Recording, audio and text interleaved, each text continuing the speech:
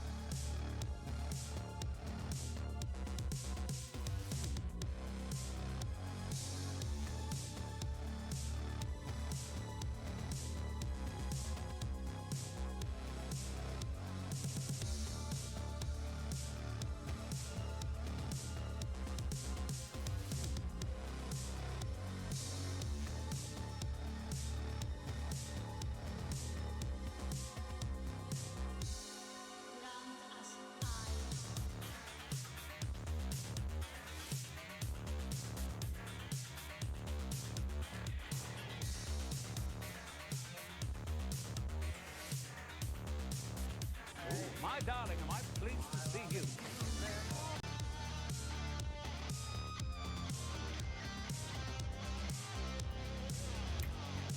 I really thought I was going to be able to eat this apple before the broadcast started, and I was so wrong.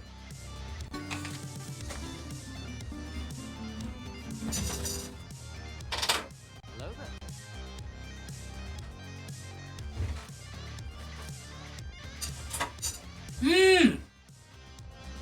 Blades, what's up? Fucking everybody's around. I gotta do so many shout-outs real quick. What up? Holy shit, everybody's around. He's my best friend, he's my pal, he's my homeboy, my rock. Blades, what's going on? I guess, my guess is He's my best friend. do the slash, He's my homeboy, my rock soldier. He's my sweet cheese, my good time boy. because it's nicer. Okay. Yeah, you got your box. It gave me unrecognized command. That's something. Oh, there we go. I'm a dingus. Awkwardish panda. Oh, the fuck around and find out flag? Well, I've only put it up. I only put it up during Pride Month. And I haven't taken it down because I'm still proud. And it might just become a constant fixture of this room. I haven't really decided. Yeah, also June technically put it up. Blades, I'm so excited you got the package. I have to wait 2 more minutes before giving another fancy shout out. I'm sorry. I'm a lurky bitch and somehow never noticed. I'm going to start describing myself as a lurky bitch. I hope you don't mind I steal that from you, because I love it.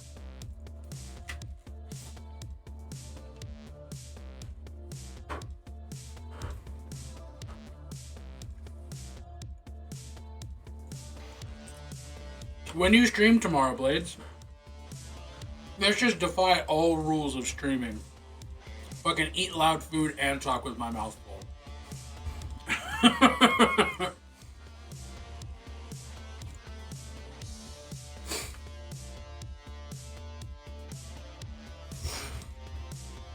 For every bullshit thing the Supreme Bastards do to the community, we extend Pride by another year. I fuck with that. 5 p.m. EST.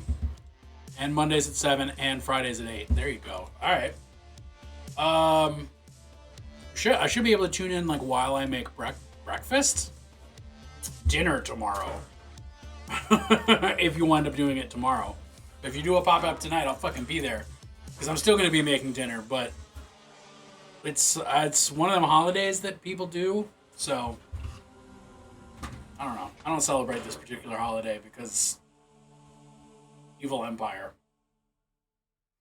It's July, aka Disability Pride and Gay Wrath. There you go.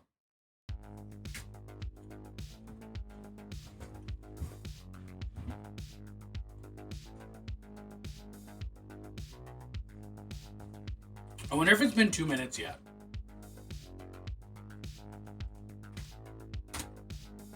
Nope, it hasn't been. Oh, because I only typed shout, not shout out.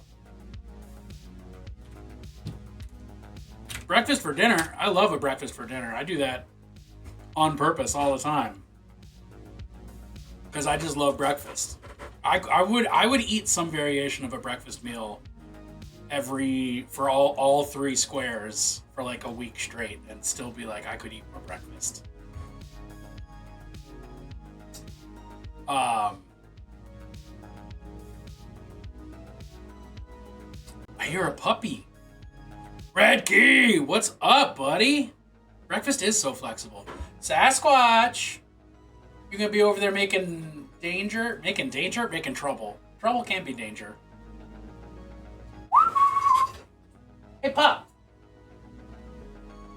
Instead of maybe peeing over there, you should come over here and be on camera. Because the camera loves you and so do I. Come here. Yeah. Oh, my little squatchums. Oh, my little scotchums. Squatchums. I can't do mouth. Hey, puppy. Hey, puppy. Halloween is taking over for good. Yeah, well, I heard Halloween's already out in stores. I mean, that's kind of what I meant, though. Hey. Oh, excuse me. Oh, yeah, you see that apple over there, huh? You see that apple? Do you want that glue, though? Because there's some nice, fresh Elmer's glue right there you could put your nose in. That would be super cool if you did that. Double Halloween and Summerween. Yush. I love it because I'm a witch and it means lots of decor. I mean, that's how Hector was born. Yeah, we're going with born. Spooky life. There are definitely a lot of Halloween decorations that are up year-round in this household. Which I thought Junebug was going to have a harder time with, but she supports it fully. What is my neck smell good? My pocket? Hello there. The poppers! Squatch is the most snuggliest coffin-shaped towel hooks. Oh. I'm playing Zomboid and I got scared by my Homer Simpson scream mod. Yes. Skeletons are born, they just take a long time to ripen. Yeah. They say, inside of every fat person is a thin person waiting to get out. And to that I say, that's fucking fatphobic as shit. However, a true fact is that inside every person is a skeleton waiting to get out. Yo, what's up, Adam? Thank you for tuning in as well. Oh my word. Yes, what a baby you are. What a baby. What a baby. I'm wiping your slobber off on you. I hope you don't mind. Okay, you'll just give me more. Okay. Alright, I'm gonna put you down and you can be in your bed if you want, or you can go upstairs. It's because it's a holiday, baby. It's a holiday that shouldn't be a holiday. Fat phobia can kiss all 726,000 acres of your ass. I love that. My dog instincts were calling, and I show up and there's a dog on the screen. There you go. It's always important to know when there's a dog.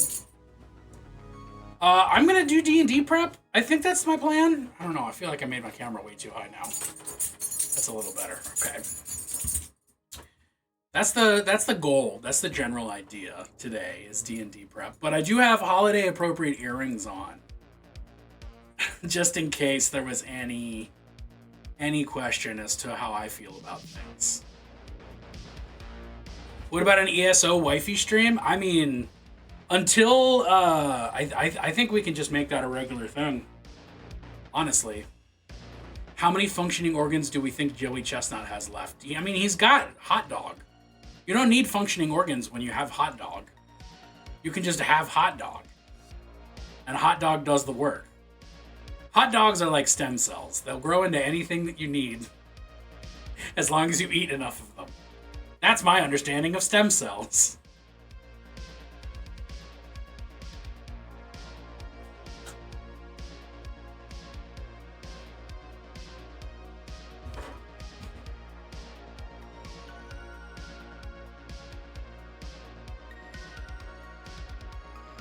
I mean, we have the shitty base version 2 or whatever Steam sold just recently for like $6 or whatever.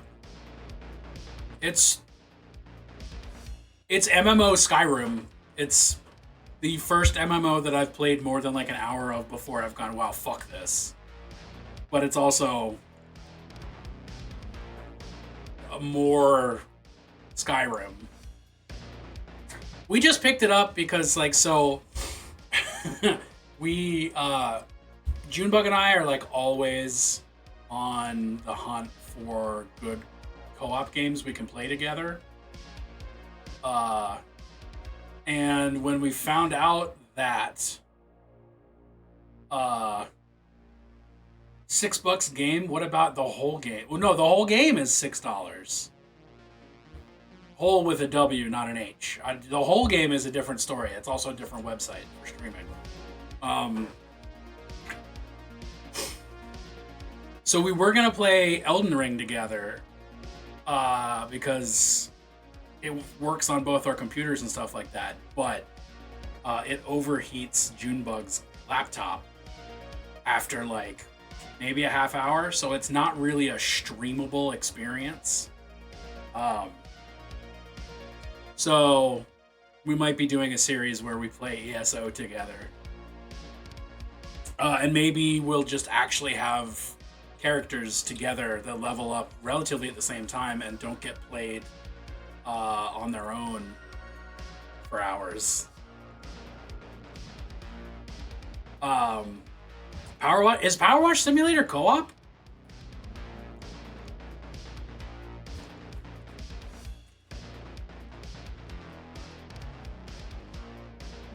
It is? Okay, so that is one of the two things that has me now interested in Power Wash Simulator, because the other one is that they're going to be doing a Power Wash Simulator and Warhammer 40k crossover where you clean things from 40k, and that sounds so fucking appealing to me. I'm that alone had me be like, maybe Power Wash Simulator. But now that I know it's co-op, even more.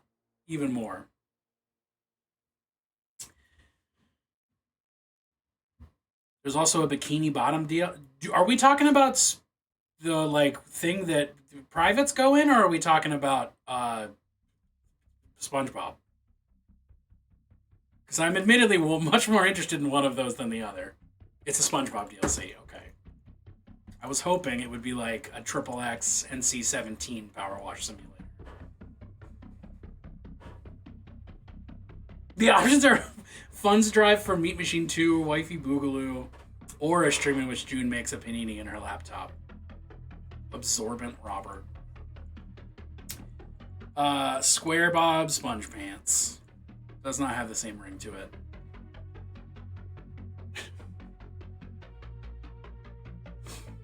I could fuck up a panini. Instead I have an apple that thought I was gonna eat half an hour ago.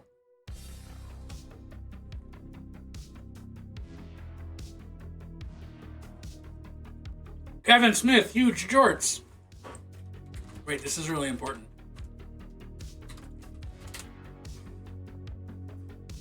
This is really important, y'all.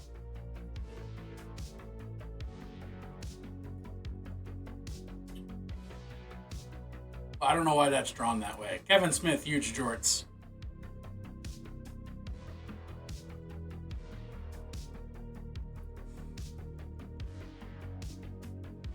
All right. He's its own, like, image for Steam. I love that. Kevin Smith, huge jorts. K. Smith could fit 3 of himself in those jorts. He probably could. Hector has a basement skelly, and that's his room. That's true. This is Hector's room. It's literally the 90s in a photo. I mean, I think that was the 2000s, but you ain't wrong. I only want to wear shorts that can fit several children.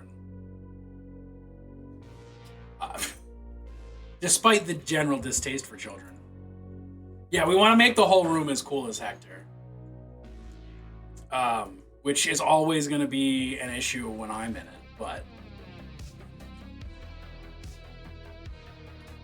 Late 90s, early... wide leg fashion. Got those wide grippers.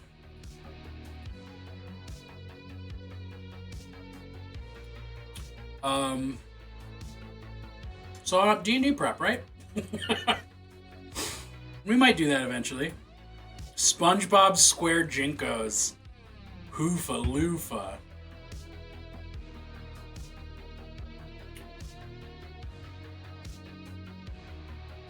Claire, you're in chat still, right?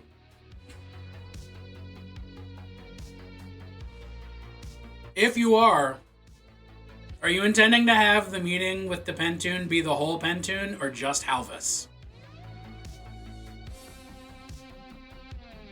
Because it doesn't change a whole lot. It just means I need to be prepared to do different impressions.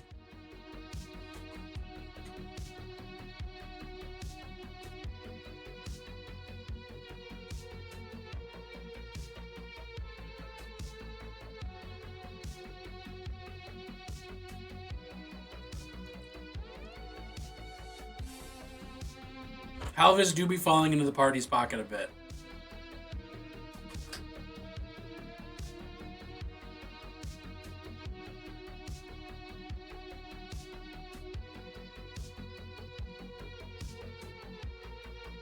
I'm not sure if that's the appropriate use of the habitual bee. But, alright. So does that mean...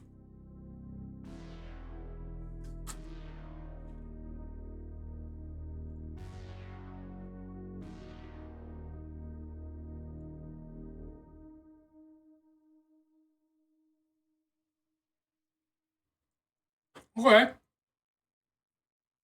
Alright. I finished the apple. We're done with this shit. No more crunch. One bag of holding later and you have a literal pocket Alvis. Who doesn't want to carry around a frog demon with a short temper? It's just practical. A frog demon construction foreman with a short temper.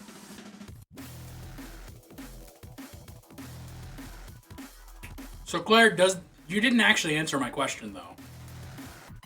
Like, it's free warts. It's free warts. So Claire, do you want the whole group or just H-Man, just H-Pocket? If Summon Fiend from the necklace ends up summoning Halvis, I'll send roses. Halvis isn't in the necklace though. But it might work that way. It sounds practical. Do you know how much building shit solves in D&D? A lot. Yet. True.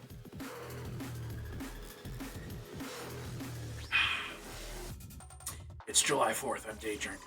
Don't tell my mom. I say as though she cares and isn't probably in stream. Solaria's plan is the Pentoon as a whole, but if it becomes singular because circumstance, that's fine. She's adaptable. Okay. Cool. So I can worry about that later. She expects no less. Yeah, I mean, she knows the deal. I learned it from watching her, so.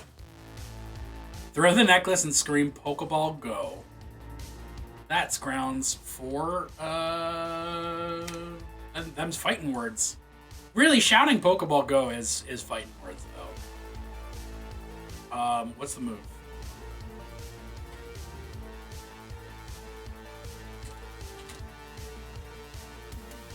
Alright, Baylor Dawn.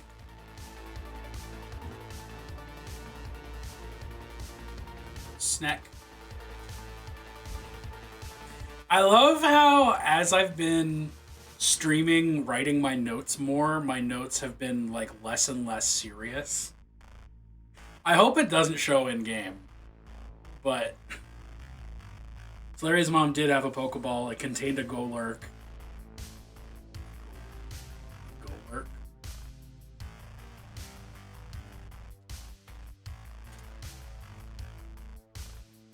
Oh, yeah. Okay, yes.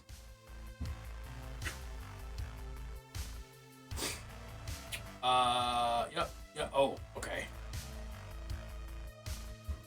Yes, that's just a conversation for them to have. They're only semi... Not quite. Not quite. Not quite. Okay.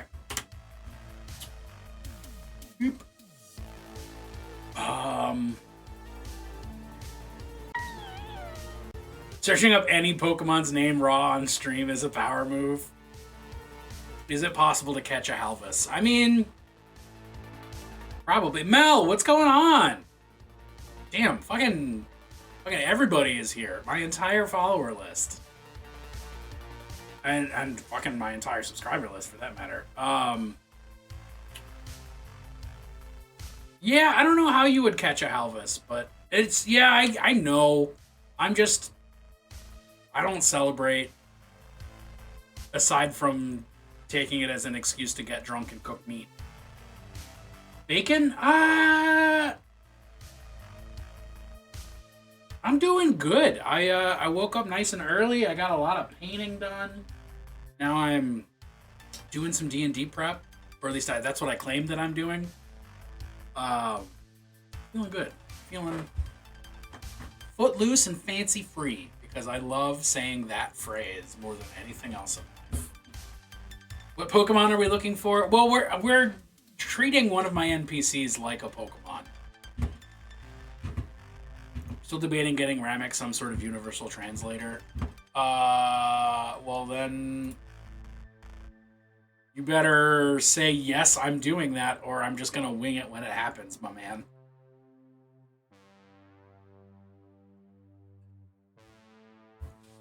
Although, actually, I should probably look at my notes. Get Ramek a universal translator. That's in my notes. Finish up in Izrith.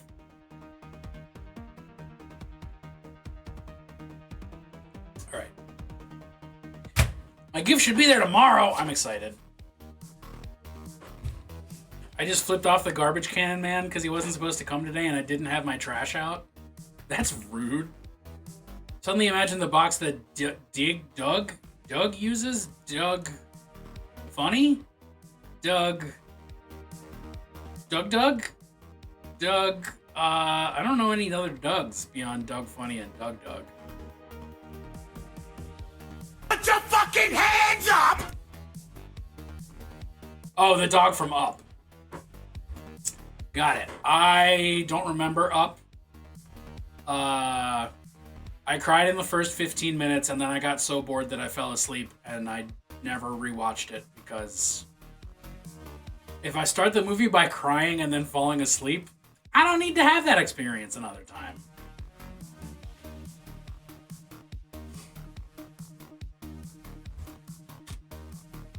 My phone, Doug, my phone autocorrects dig, but nothing else. Oh, Doug Benson is another Doug that I know. Not personally, but like conceptually. I'm aware of Doug Benson.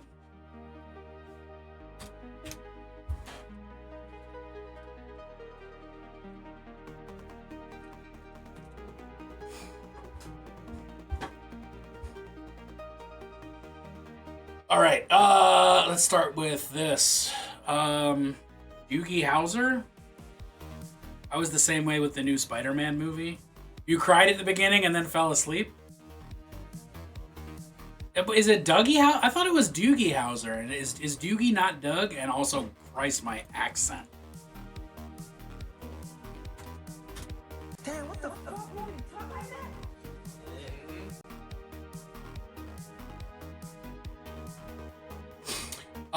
Okay.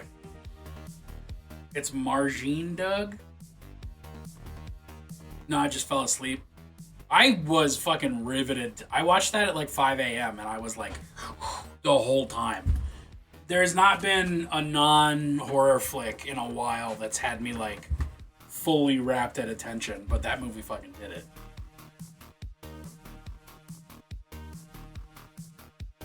You say Margine? Margine? What is Margine?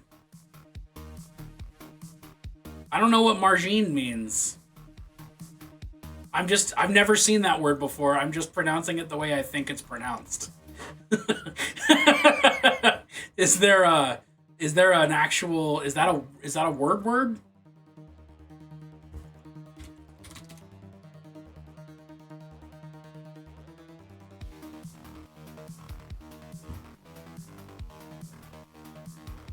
Margarine?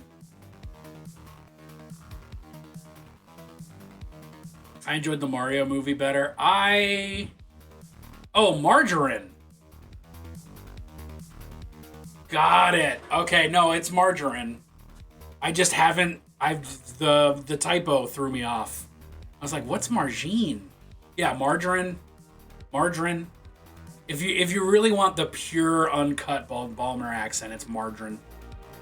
It's marjrine. Margarine.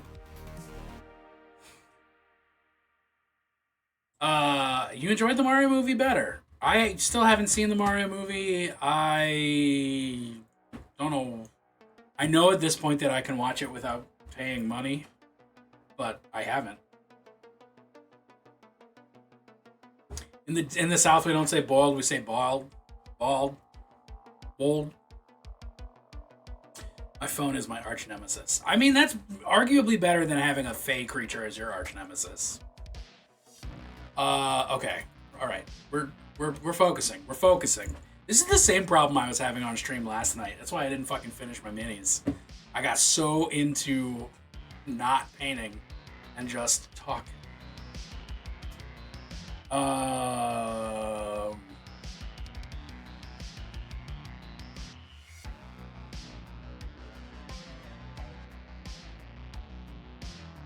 Junebug, are you still in chat?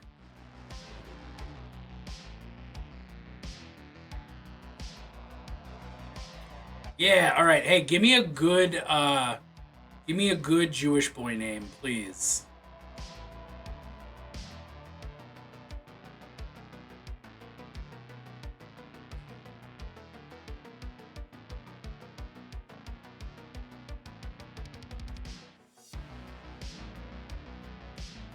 It's a non-sentient, semi-intelligent, barely logical, electric-powered creature with access to the net.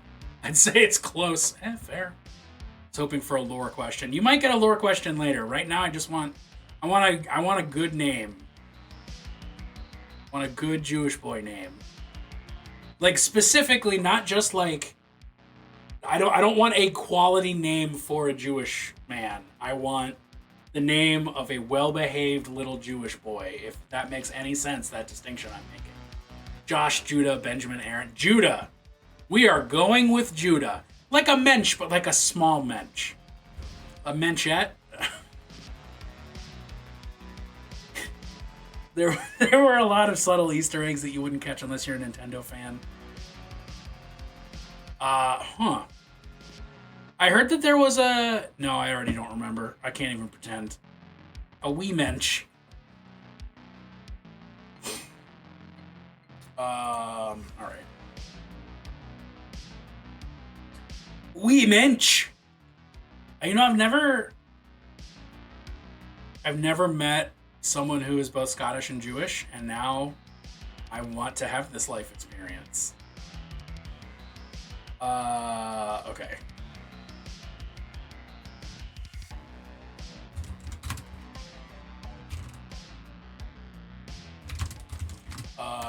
The bowel roll.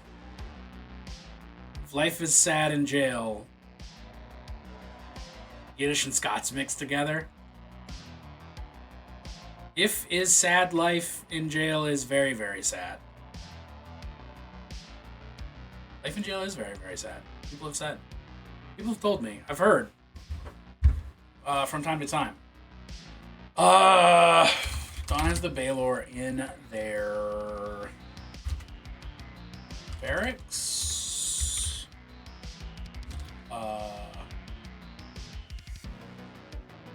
I do know there's a Jewish tartan. Yes. We've talked about, you and I have talked about this at least. I don't know if we've talked about it on stream.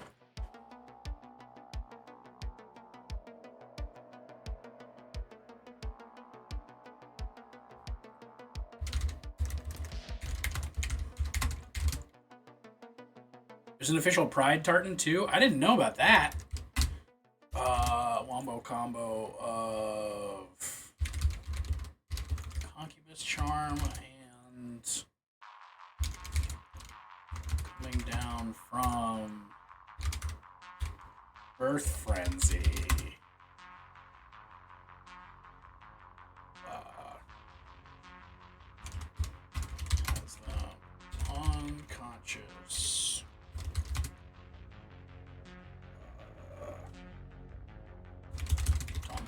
party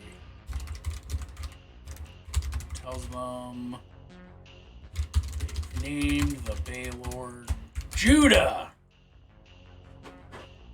What is the Pride Tartan? Jamie, pull this up.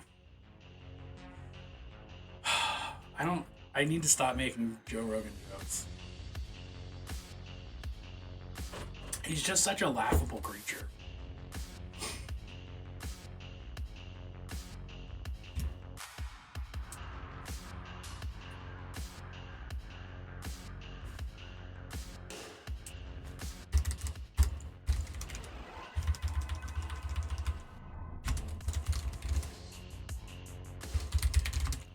Dawn is tending to making sure they are comfy and trying to size clothes.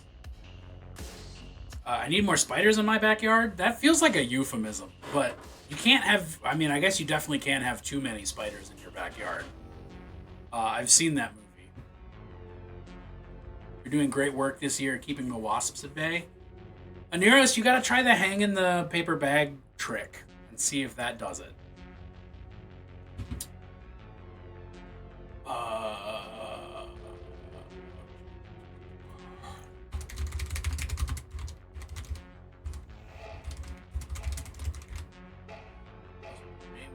Lord Judah.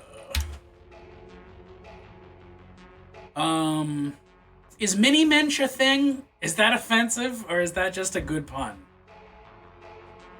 Since we're talking about small mensch, a wee mensch, a mini mensch.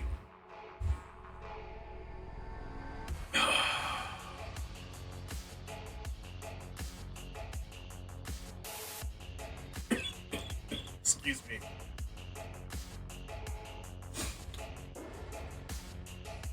I guess they're small species. Fair. I meant mostly in like real life is saying mini mensch offensive, not like in game terms.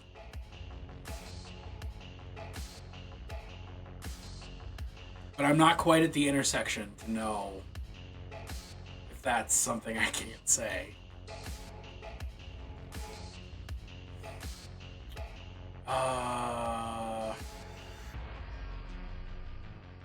Thanks, Judah. Yep. What else is there?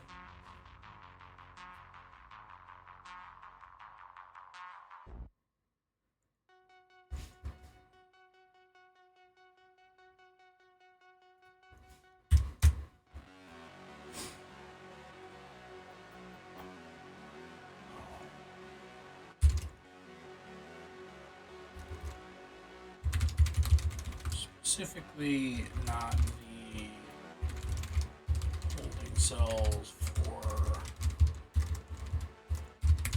frenzied dust fan, but Dawn's own barracks.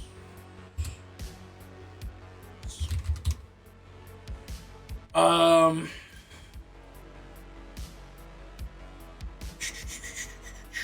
can't remember. Is it Slim Twist?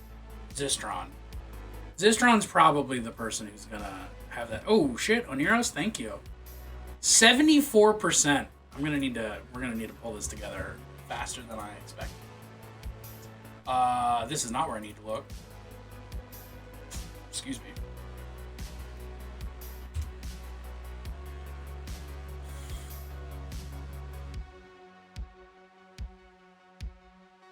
Tribute to Summon Nail Mom stream. Oh yeah, I appreciate it.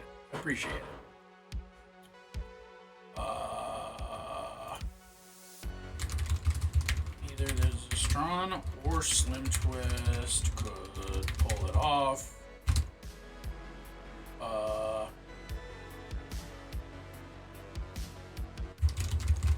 Depends on form preference. Versus clothes.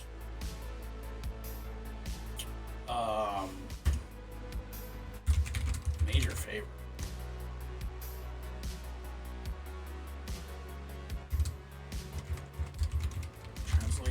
magic isn't much of a thing in a plane with only one language.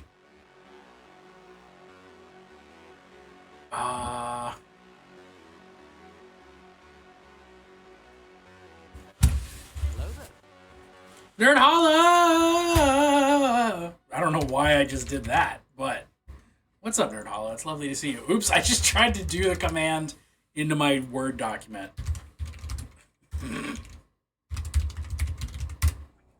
That's not going to work out, but this might. Wonderful to see you today. That's so many of my favorite people floating around today. I'm fucking loving it. I'm glad it's a holiday. I don't support the United States of America, but I support my friends hanging out with me.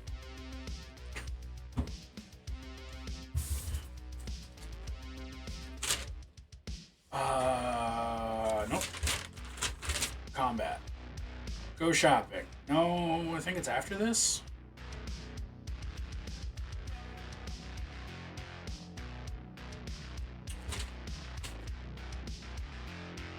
Chilling before lunch, then taking a road trip. Taking a road trip? What kind of road trip are we thinking?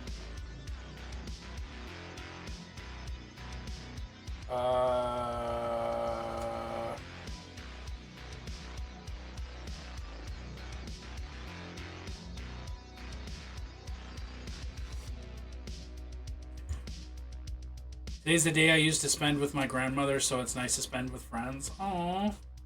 Hey, I'm glad to, if I can be more grandmotherly for you, you just tell me how. I don't have a lot of strong grandmotherly influence in my life, but I have stereotypes I can pull from.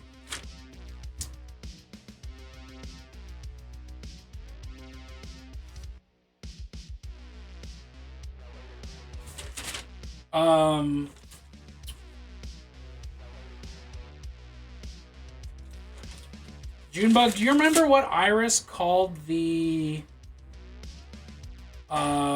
snake? Do you remember what Iris named it or nicknamed it or what name I gave for it? Because I fucking don't. And it's not written down. She hasn't named it yet. Okay. Specifically, has not named it yet. Even though you're a Gentile, I suspect you could pull someone's Jewish nana out of nowhere.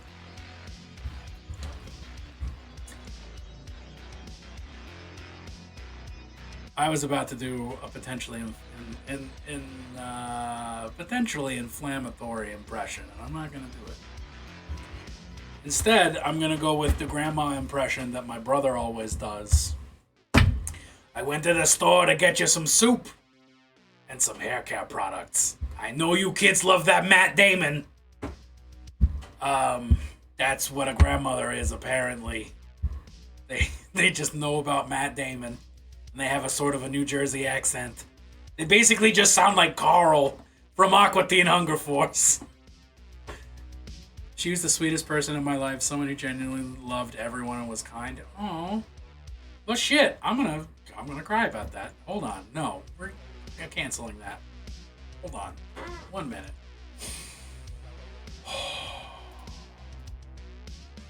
Okay, we're good. I reeled back in those feelings.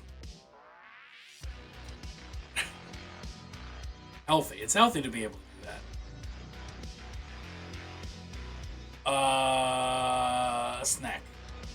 I don't know if I have any notes I need to take on snack. I think I can just improv that. Yeah, all right. I'm not gonna actually take notes on that.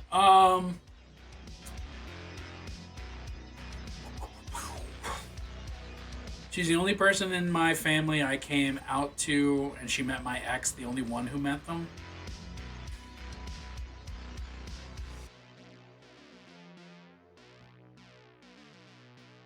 Moros.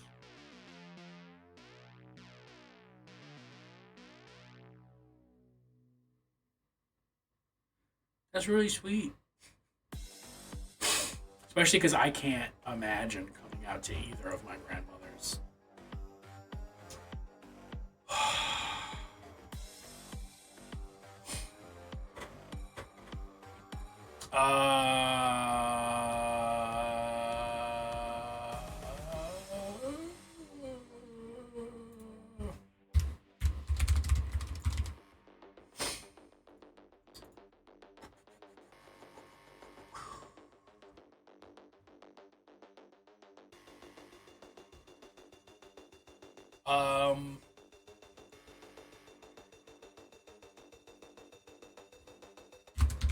Mostly in whatever order. Did you miss anything? It depends on how you define miss. I couldn't imagine being able to come out to a family member. My sister did, and that was okay. But she's also one of the golden children.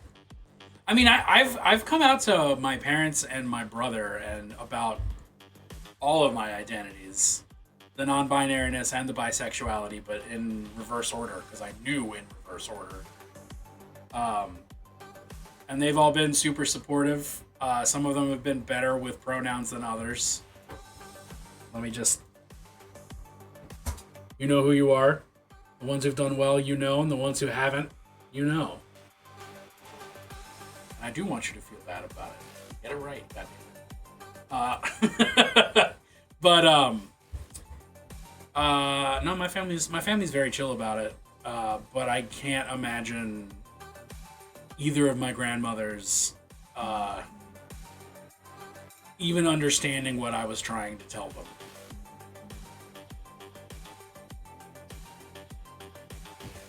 My phone just started vibrating. I'm really hoping that's not my family being like, hey, don't call us out on stream. It's not. Bad habits die hard with pronouns. No, it's fucking true. It's very true. But it's like... It's clear...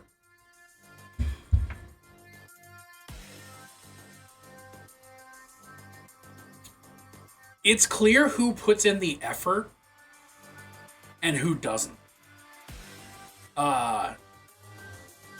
Like, mistakes, always fucking valid. Totally understandable. But, like...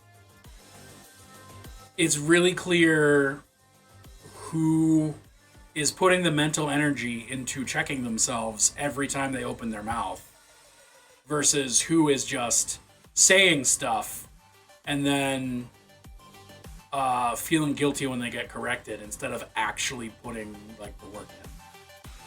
Yeah, habits can be changed, but you have to try. And that's not... I am no longer actually taking pot shots at anybody. I'm not calling anyone in my life specifically out at this point. I am just saying, like, it shows when people put in the effort. It shows, like, hey, I fucking love you, that you're putting in the effort for that. Versus, like, I don't know, this isn't that important to me, even though it's really important to you. Like, those are rough. My missus is the only one who currently understands, and well, you guys, now that I'm bi, congrats! My family barely understood my autism growing up, so I doubt they'd understand it any more than that. Vocal bias is also a thing, yes. Other side of the coin, it's not that hard if you actually legitimately want to respect and love the person. Mistakes are an eventuality, but it's not as hard as we let people think out of attempts of compassion. Yeah. I'm just lucky that with my miserable short-term memory, I generally can't dead name or misgender people because I can't fucking remember what names are in the first place, and I just don't know anything. I just can't remember. I just avoid using names and pronouns whenever I talk to someone. And that's going swimmingly for me. By 5, good. Hector's trans, by the way. I know this needs to be canon lore. I've had this established in my mind for a while, but Hector is trans. Let's just say. Just put that out there, make that canon. That's why Hector's got the... That's why all of Hector's emotes had the Hector on them. That's why the Hector sunglasses emote had the trans flag on it. That's the decision that I made during Pride Month. Just because why not? I'm really not Doing D&D prep. Very good, huh? Hey, Ash, you're in chat, actually. Do you have a... What do you... Tell me about your universal translator. Do you want jewelry, or do you want fucking a piece of clothing? Like a cool hat that lets you say hi to everyone. Sometimes I will actively not use pronouns around people for my partner instead of misgendering them, which is a thing I still have to do sometimes because Oklahoma. Yeah. Well, I can't even remember. I can't even imagine the difficulty of having to, like, code switch like that between, like, knowing what situations in which it's, like, cool or uncool to use the right pronouns for your partner. Like, I would poop. I would just poop. I'd poop with frustration. It would be so awkward because I'd just be standing there at like a dinner party with grandparents and just like, did someone poop? Well, yeah. Well, yeah, because your brain doesn't want it to be both. Your brain wants it to be one thing.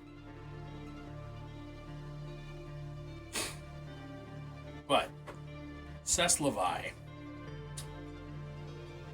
Ramek, answer my question. And by Ramek, I mean Ash. Code switching is technically a term for when you speak differently amongst different groups of people, specifically referring to like how like the term evolved because of black folks talking to other black folks versus talking to white people, and how you have like your AAV black folk voice versus your white person voice to sound more proper and more acceptable to white people. That's the origin of the term code switching, but I'm using it as an umbrella to be like, whenever you need to change your mode of speech in different situations.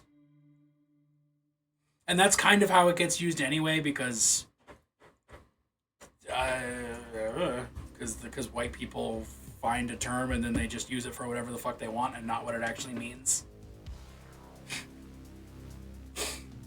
For Ramek's style and usefulness, maybe an earring or earrings. I mean, honestly, if Ramek didn't already have pierced ears, I would not be surprised if he just went like, fuck, earring. I'm asked big time because of autism, so I switch up the way I talk all the time around people. Well, so even with masking, you could absolutely be code switching between like kinds of mask depending on who you're around, you know? But masking is also a whole nother layer of complication to how you talk to people and interact with people. Okay, so going to Zistron.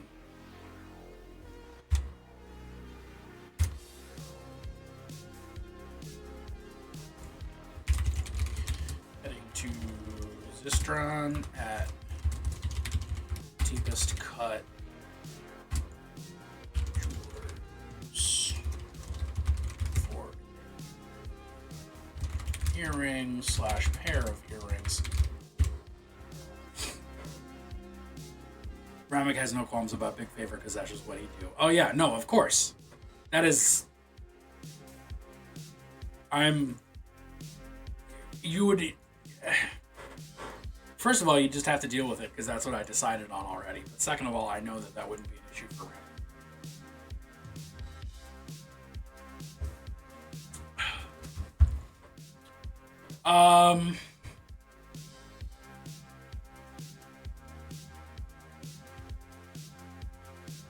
What do I want the favor to be?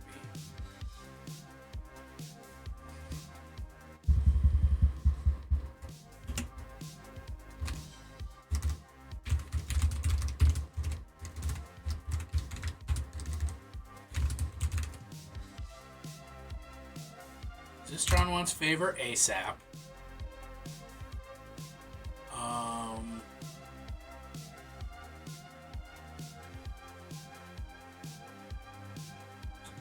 What is favor? What is favor? What is the favor that this jeweler would want?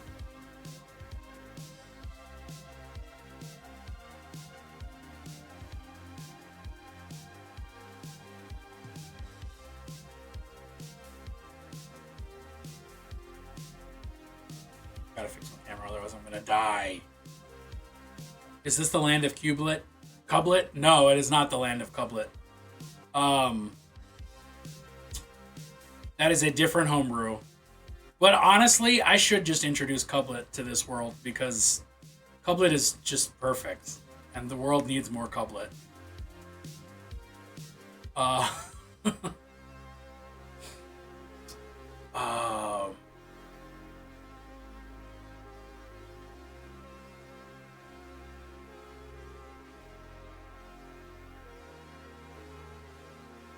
Ooh, I got it. Okay.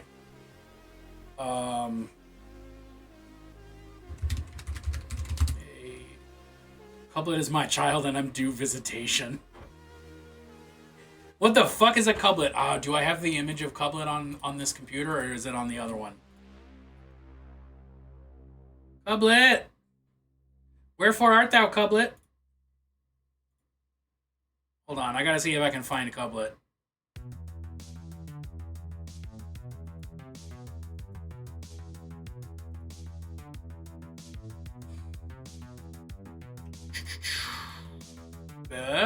Cublet? No. Oh, where's Cublet?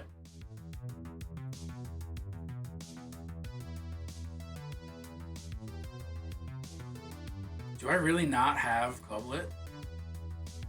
Just at all on this computer, apparently. Alright, I'm gonna have to find it in Discord. Hold on. Oh, or you just got it. No, continue in browser. Fuck off, Discord. You suck. Open app. Yeah, I know Discord's open. There it is. There it is. Cublet. That's Cublet. Does that mean Cublet is Kang the Conqueror? Pan-dimensional Cublet? All Cublets are the same Cublets? No. There's one Cublet. Okay.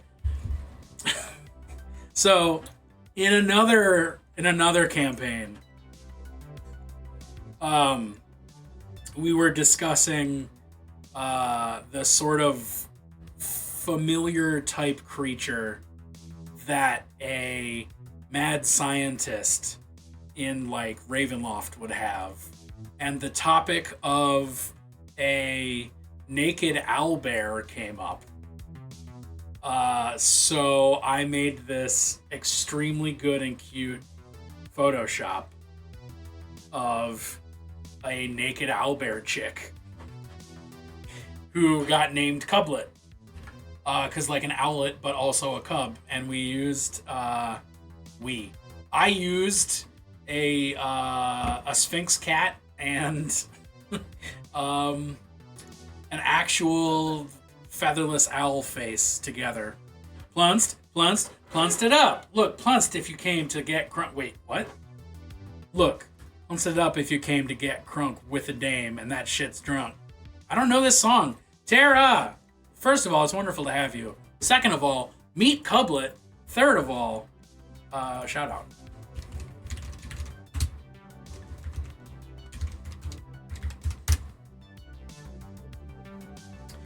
If you're not following Tara somehow, it's Pump It Up by Joe Budden. Who is Joe Budden? Not a fake Joe Biden name? What? Is Joe Budden a real person? Because it sounds like a Joe Biden joke. Yeah, so this is Cublet. This is our beloved creator, Cublet. Joe Biden. Yeah! It's a baby, featherless, hairless owlbear Cublet chick, whatever you call that. You know. Not even relevant to what we're doing right now. I would bet the shit out of that chonk. I want this chonk in my life. I'm glad this chonk is in my life. I'm glad that I Frankensteined this chonk into existence. In a game way and in a Photoshop way. Because, like, imagine it like I'm seriously thinking, this big, maybe? Like, small dog sized. is what I'm thinking. Perfect. Perfect. Just snug that little nugget. Snug that little nugget. Snug that nug. Jesus Christ.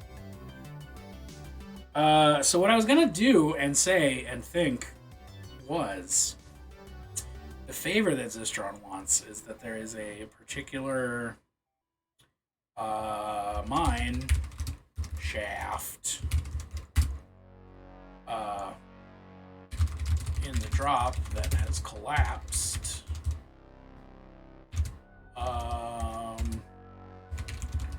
Would you kindly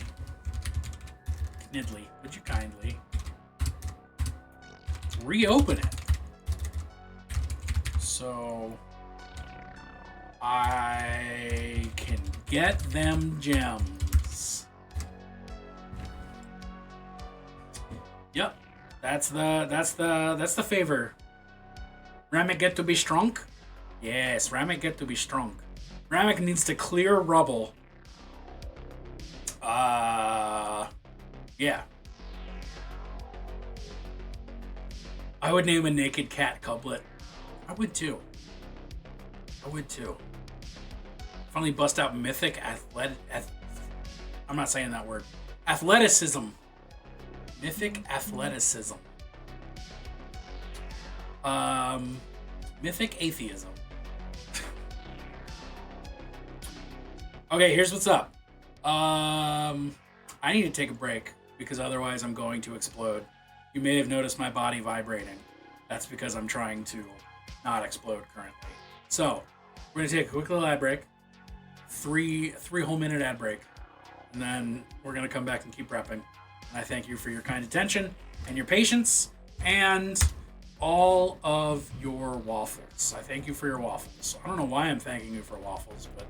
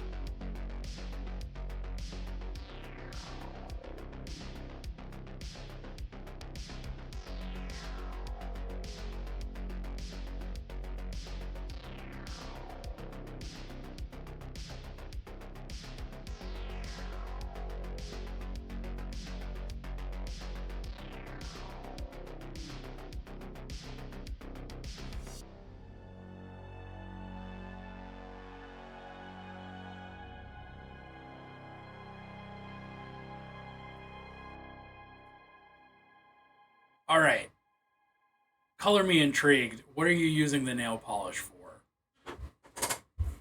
That's color shift, and because they're acrylic based, I thought, why not? I'm going to use it as a color shift glaze over some bird feathers and give it a shine. The glaze lighter black over that. Ooh, So like turbo.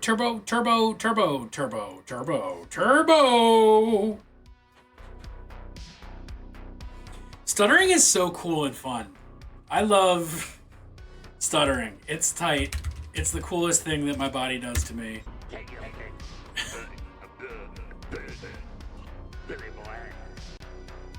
What I was trying to say is, so like the Turbo Dork color shift paints, but nail polish. I'm gonna Pokey Niner? What's up? I don't want to mispronounce your name, but I probably just did twice. Welcome in, happy to have you. Talking about nail polish real quick, color shift, just like Turbo. Wanted to see if I liked the look before dropping money on hobby based. What's cooking? What's cooking is I'm very my focus is bad today, and I'm trying to do some D&D prep. And I'm just kind of doing everything, but I'm doing everything. I'm doing some D&D prep. I'm doing everything else. We're just having a good time, okay? We're living, we're laughing, we're loving. We're eating, we're praying, we're loving. Day drinking probably doesn't help, but it's a holiday. Please ask for my help. I will be so much more focused on someone else's stuff than on my own. That's ADHD for you. I can't keep my brain on my own thing, but if you give me somebody else's stuff to focus on, let's fucking go. Let's go. Tarzan, I can vouch. Turbo Dork's color shift paints are tight as hell. I have a handful of them, and they're all wonderful. I love them. Working on a compendium for homebrew subclasses for each class. I was wondering if you can give me some thoughts on them. Fuck yeah, I can give you some thoughts on them. Do you have a link to them, or what's the way we want to do this? So I would love to. I love reading homebrew. Which class do I want to see? Or you can share the full compendium. I mean, I'm obligated to say, hey, my favorite class is Warlock. So, show me what you got for Warlock. But if you want to show off all of it, like, I'm down. I'm in. I'm here for it. Warlock's still in design, of course. That's Murphy's Law right there. The Haze. Ooh, the Haze. The Haze as the patron? Or the Haze as the arcane implement? Because either sounds good. Think Ghost? Yeah. Okay. So, like, moving through walls, possessing stuff, screaming really good. All the things that ghosts do.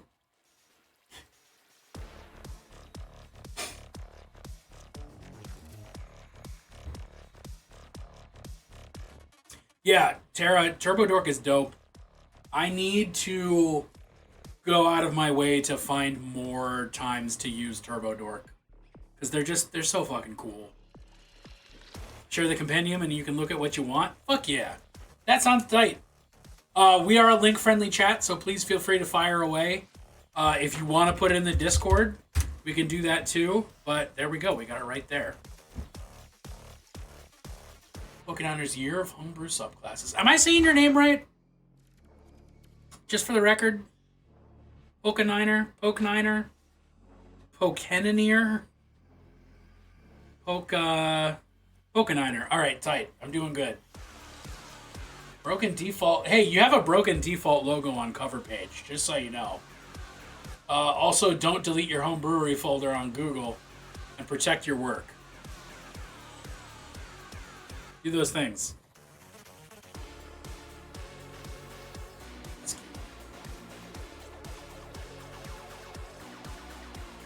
Okay, Appraiser for Artificer. Nice. Path of the Heathen for Barbarian. Immediately interested. College of Pages for a Bard, so like a writer, maybe. Oh, I gotta read all of them, okay, and then I'll get there. Order of the Hexblood. Is that... I'll find out when I read it. Woe domain? Fuck yeah. What's the difference, Bennett, between Zenishifts and Turbo Shifts for Turbo Dork? I don't know what a Zenishift is. I'm now looking at my Turbo Dork paints to see... That's a Turbo Shift. That's a Turbo Shift. That's a Metallic. That's a Metallic. That's a Metallic. Those are all my Turbo Dorks.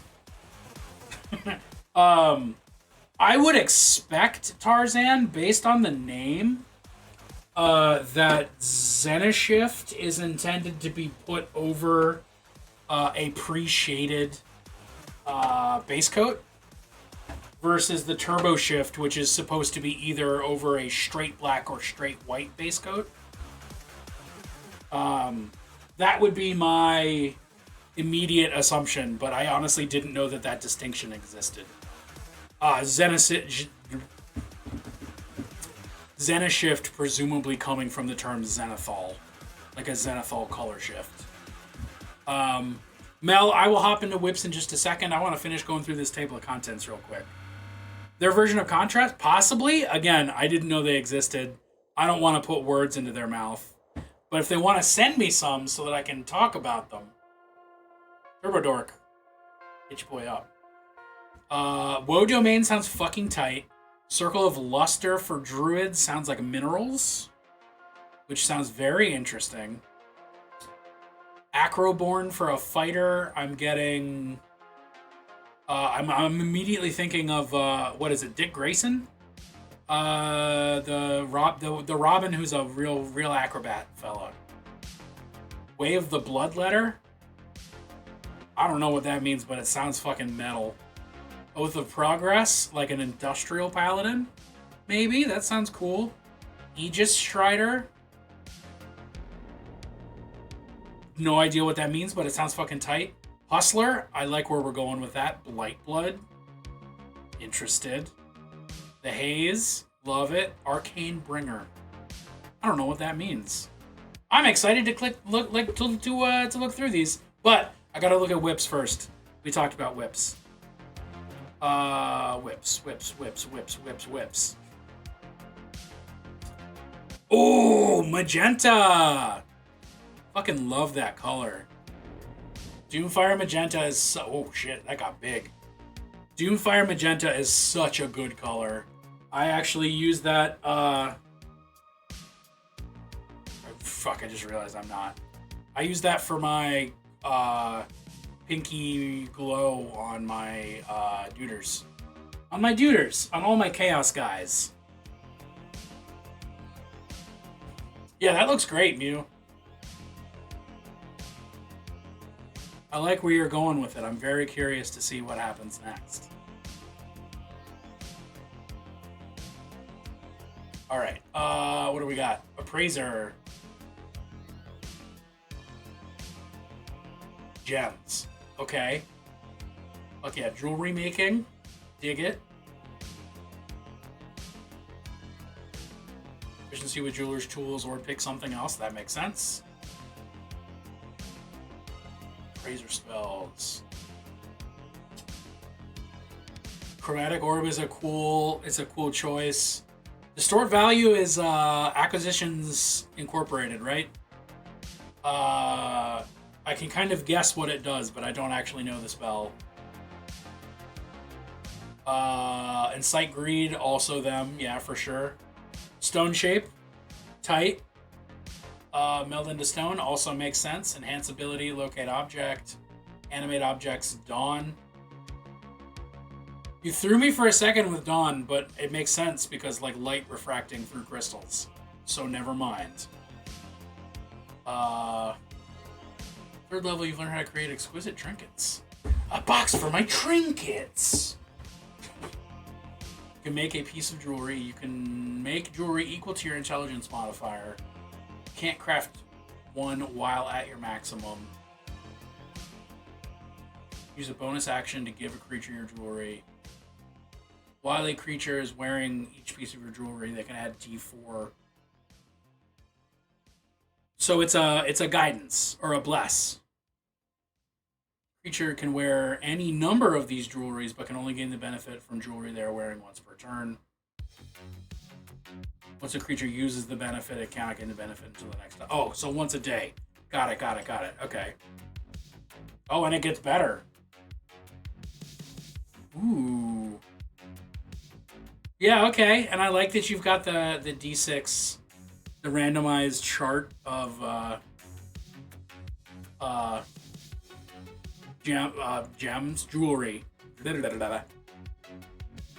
That's clever. Love a chart like that. Creature wearing one of your jewelry has improved elegancy. I don't know if elegancy is a word, but I like it. You might just say elegance. Whenever a creature makes a charisma check while wearing your jewelry, they gain a bonus equal to your intelligence modifier. Tight. Okay. Narrative appraisal. Proficiency with jeweler's tools allows you to channel the magical energy. Whenever you cast a spell using jeweler's tools, you can use your reaction to do one of the following. If the spell deals damage, the spell's damage increases by 1 die. Tight. The spell restores hit points, the spell's healing increases by an additional die. Whenever you cast a spell. So basically, whenever you cast a spell, you can use your reaction for a bonus die. That's good. That's tight. That's like a comfortable amount of bonus there. Like I like that. Enamoring grain. Harnessed the magic within your jewelry to aid your allies in dire times of need. After a creature rolls one of your jewelry's lucky cuts die, they can use their reaction to teleport magically up to 15 feet to an unoccupied space. Unoccupied? Unoccupied space. It's an unoccupied space. Get it together, laddie. Get into that unoccupied space. An unoccupied space that they can see. I like the effect. I don't know if I think the name jives with the effect, but I think it's a cool effect. And also, like, potentially life-saving. 15th level, your expertise allows you to create more brilliant gemstones. Creature wearing a jeweled trinket you've crafted with lucky cuts. Use trinkets they hold in additional ways. Use a bonus action to crush the stone, granting a bonus to their next attack roll or saving throw equal to the maximum roll. Use their action to throw the jewelry. Huh. Destroying one of your jewelries this way is magically draining. Cannot craft a replacement for it until next dawn.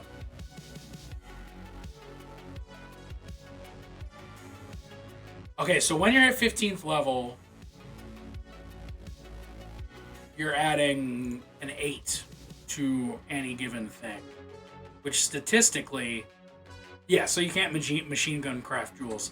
That makes perfect sense to me. I'm just thinking about, like, the second ability makes perfect fucking sense. The first ability, I'm thinking about the math, because statistically, just granting advantage is effectively the same as adding plus 10 to a roll. So, you're saying a one-use bonus action to give something slightly worse than advantage on any attack or saving throw, or the next attack or saving throw. I think that's fair. Especially because it can be combined with advantage. I fuck with that. I think this is a tight class. Tight subclass. Let me rephrase. Yeah, my biggest thing here is that I don't like the name Enamoring Grain for what it does. I think it's a good ability and a good name. I don't think it's a good name for that ability. I would be inclined to go with something like referencing like diffusion or refraction. something like you can step through the, or like a prismatic something, like you can step through the light reflected in the gem to move. So like diffuse, refract, prism, prismatic. Those are all, I think, better words for that. Prismatic step, definitely. The issue, the issue with prismatic step is that it might imply doing some sort of prismatic spray type effect for during the movement, but I think it could still work. I think that's better than an hammering grain for what the ability does.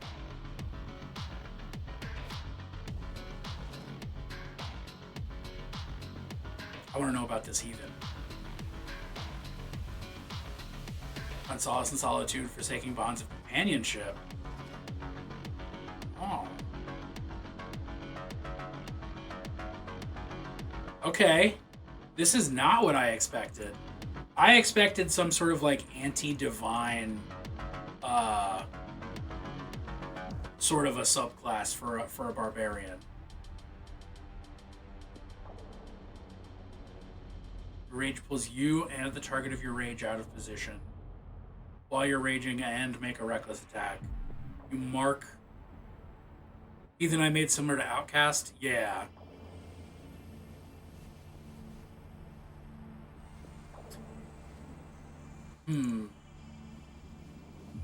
Maybe Vagabond? Or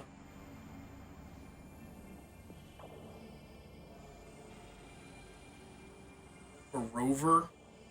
I don't know.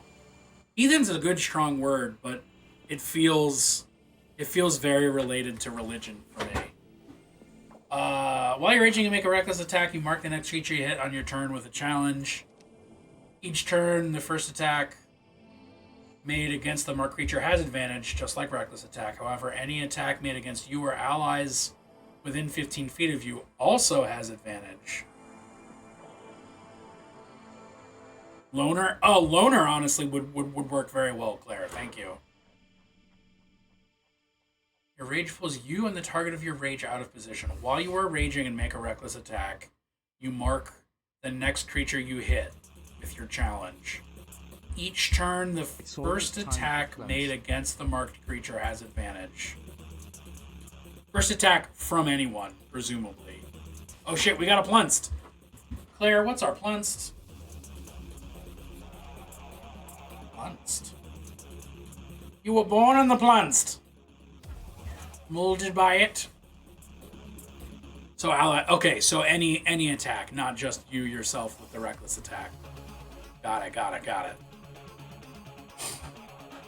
Had to get rid of that next Plunst before you got a 2-for-1. That Plunst is a portent of our final conflict. Yeah. Probably. However, any attack made against you or your allies within 15 feet has advantage. Mark lasts until the end of your next turn or until the marked creature is incapacitated.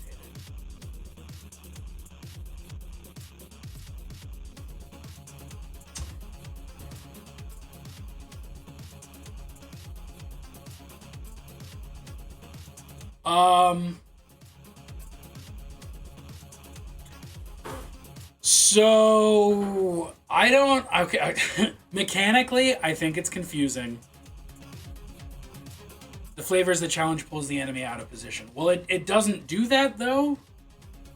It just makes it so that your enemy is better at hitting anyone, and that anyone is better at hitting your enemy. Pokeniner Ash. Pokeniner came in with some homebrewed subclasses, which I'm reading through because I'm a sucker for reading homebrew.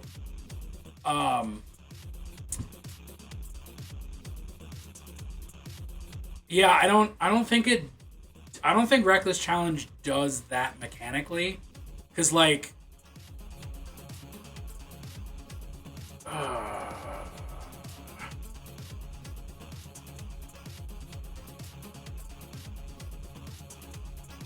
While you're the first hit, yeah, okay. So it marks the creature.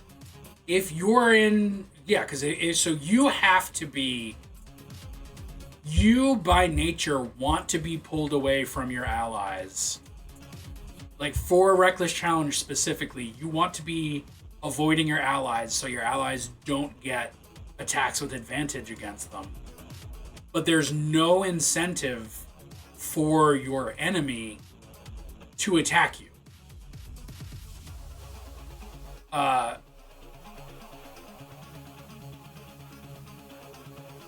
There's no, like having advantage against you is tight, sure. But if I was your DM, and you played this subclass with me, I would go, okay, are you within 15 feet of the group? Sweet, I'm gonna murder the fuck out of your wizard. Or I'd go, you're not within 15 feet of your group, I'm gonna ignore you and still murder the fuck out of your wizard. Like, I think if you want to be pulling, if you want to have it be pulling an enemy out of position, you need to actively, like, have it, like, pull, like move the enemy unwillingly. Or have it be like a bull rush. Have it be like as part of your rage, or as part of your reckless attack, you can move and push an enemy with you. That, I think, works better for that flavor. Personally. Lone Endurance. At 6th level, your rage can grant you temporary resistance to adversity. When you take damage, you can use a reaction to expend a number of your hit dice equal to half your proficiency modifier. Add your constitution modifier to the number rolled. Reduce the damage by that total.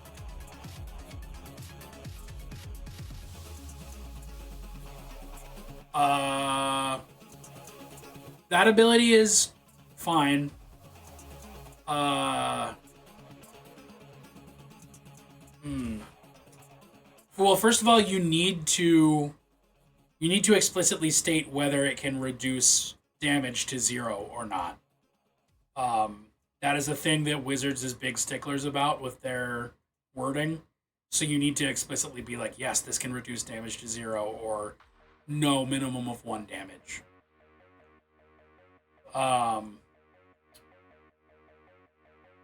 My reading of that as is that it can and should reduce damage to 0 potentially.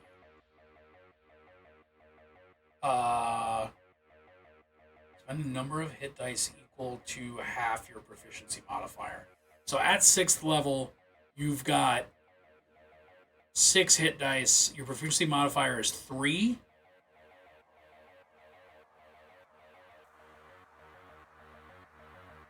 So you can use 2 hit.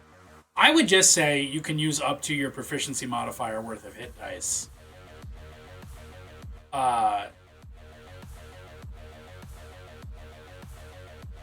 Because that extra level, I don't know about the balance wise, but like if you get to, I don't know what, you're at 20th level, your proficiency modifier is +6, +7.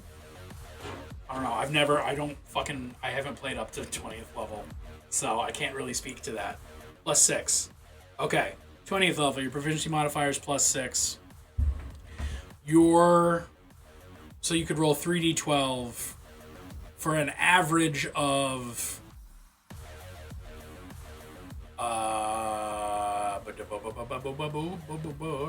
21 points of damage ignored. 21.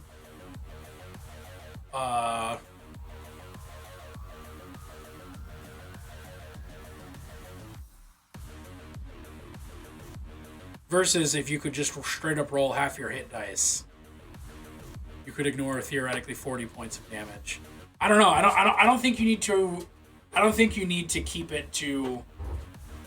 I don't think you need to limit it to half your hit dice. I think if you want to roll all 6 of your hit dice to prevent damage, that's tight. But short rests mean nothing to you from now on. I would say you could. I would limit the number of times you can choose to use Lone Endurance, and not limit how many hit dice you can use. If that makes sense.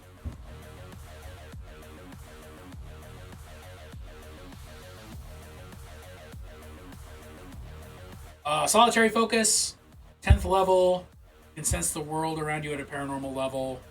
When there are no friendly creatures within 30 feet, you have true sight of 30 feet. Tight, no notes. That's fine by me. I might argue in favor of blind sight rather than true sight, because I don't know how being alone makes you able to see invisible things. But at the same time, it's D&D, there's magic. That's fine with me. And by 10th level, being alone just so you can like see something invisible or ignore an illusion, that's a valid amount of trade-off as far as I'm concerned. 14th level, your lone experience provides you with clear understanding of how to combat your enemies. Whenever you use your Reckless Challenge feature, the first attack that targets you with advantage has disadvantage instead. Additionally, attacks targeting you can't be made with advantage except through Reckless Challenge.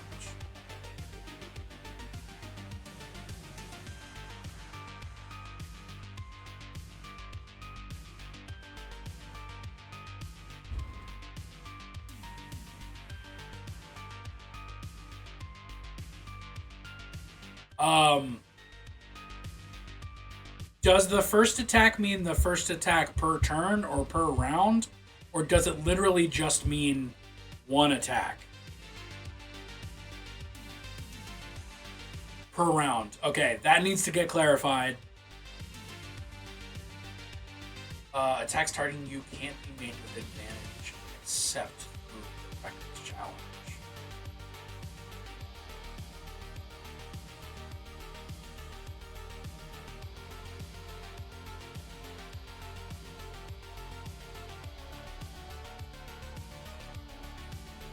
I would specifically phrase it that whenever you use your Reckless Challenge, the first attack that turn or the next attack specifically has disadvantage, because as is written, it means anytime after you use Reckless Challenge, the next attack is the one that you disrespect. So you could use Reckless Challenge and never get attacked in that combat, and then like 2 days later get attacked and it's at disadvantage. That's nitpicky, but that's the way I would rephrase it. Because there are power gamers in the world. It's technical, it's nitpicky, but I try to phrase my homebrew that way. But I think that's dope. I like that.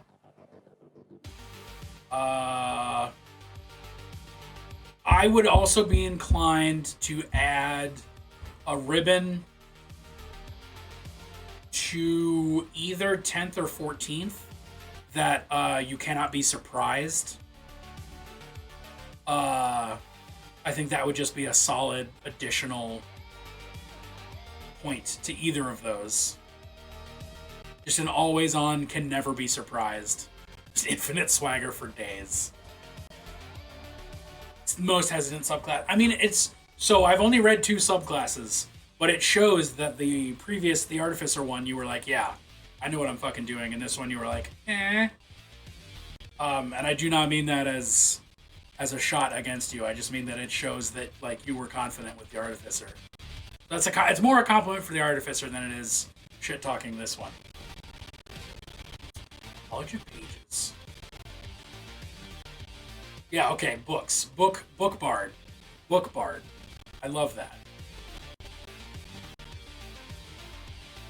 Or Play Bard. Story Bard. Writer Bard. Writer Bard. Fuck yeah.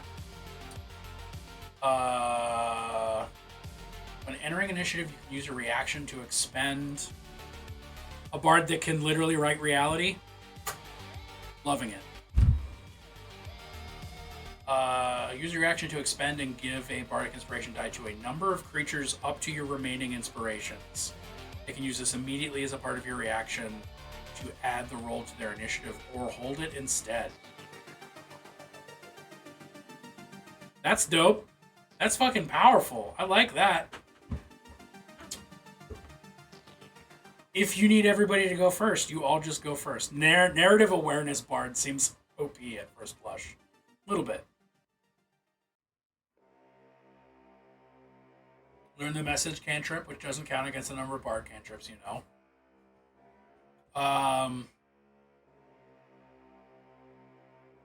Gain proficiency in calligrapher's supplies. Can use it as a spellcasting focus. Will still provide a vocal component if a somatic one is already required. Okay. College of Pages receives a magical book when joining their subclass. The book is enchanted with magic related to your message cantrip. Using message, you can write on the separate pages remotely, so long as the pages are within 1 mile of you. Have a number of pages removed from the book equal to your proficiency bonus. Okay. So you can write a vicious mockery instead of speaking. Tight. I'm into that. You can extend the range. 8th level, you can write anywhere in the same plane. 14th, anywhere across existence. Nice. Tight. Oh, is this... Did you get specifically commissioned artwork up in here?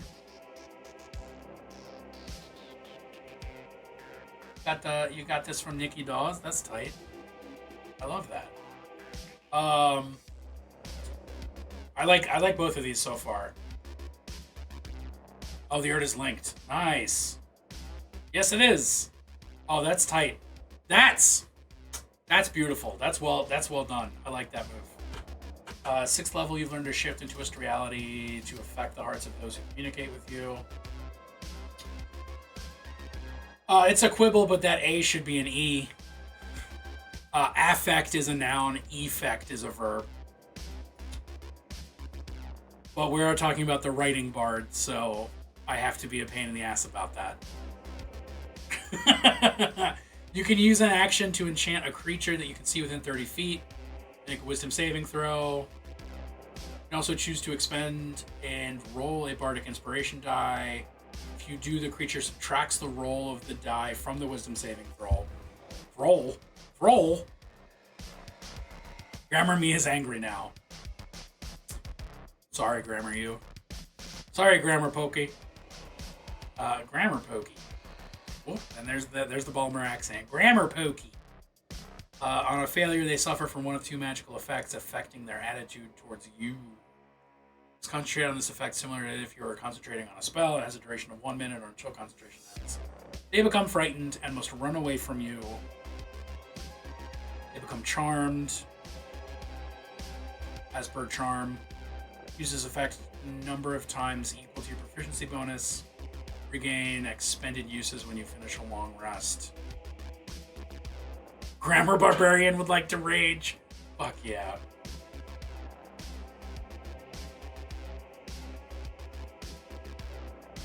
Yeah, I like that. I think that's a good one. I don't know. I don't think I would change that. Honestly, I like that as it is. Use of inspiration. Yeah, it does twist. It suddenly makes, and it pulls things in or pushes things away, which I think is nice. To whom it may concern. At 14th level, you can choose a number of willing creatures equal to your charisma modifier to be your muses. The next hour, as long as you and a muse are in sight of one another, you both have advantage on charisdom and wisma.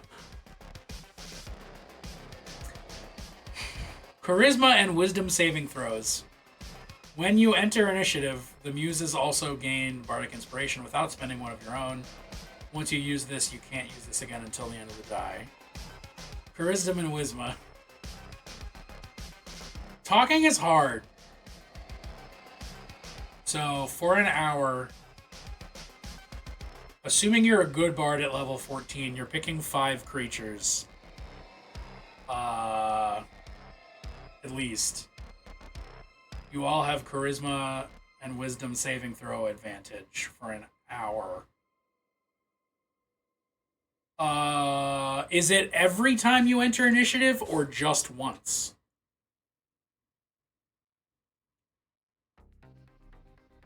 When you enter initiative, the muse is also, it's every single time? Okay. That is another thing that I would clarify.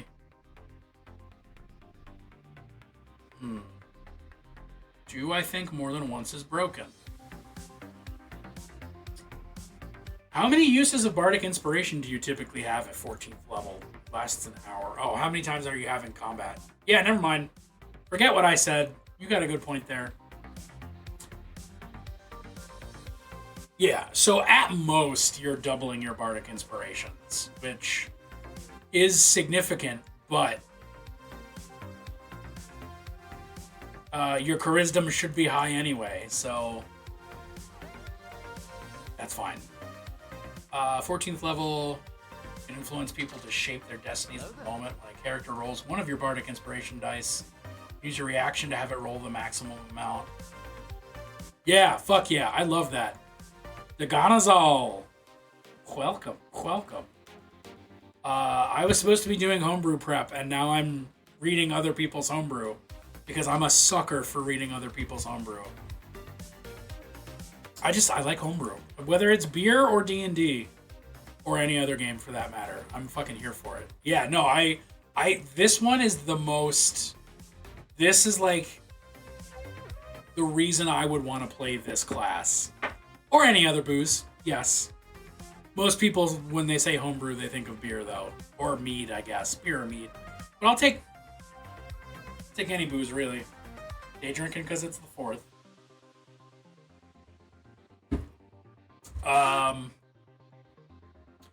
Maybe except Malort. But I do have Malort. Malort does exist. It's right behind my head. Mead beer is great, too. Is that technically a braggot?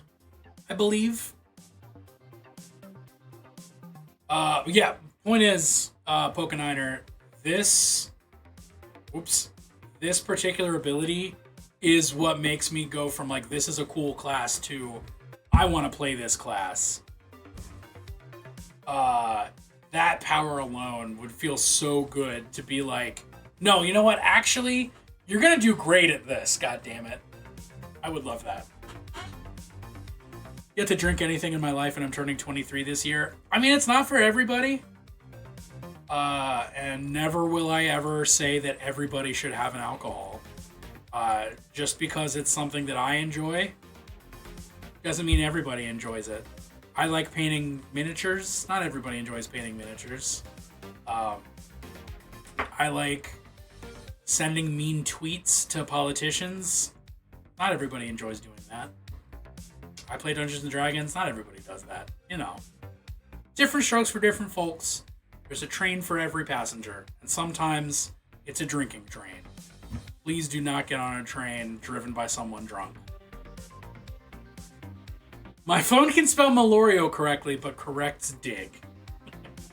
It's because Melorio is not a word. It is a horrible aberration that shouldn't exist. Ted Cruz does love to piss his pants.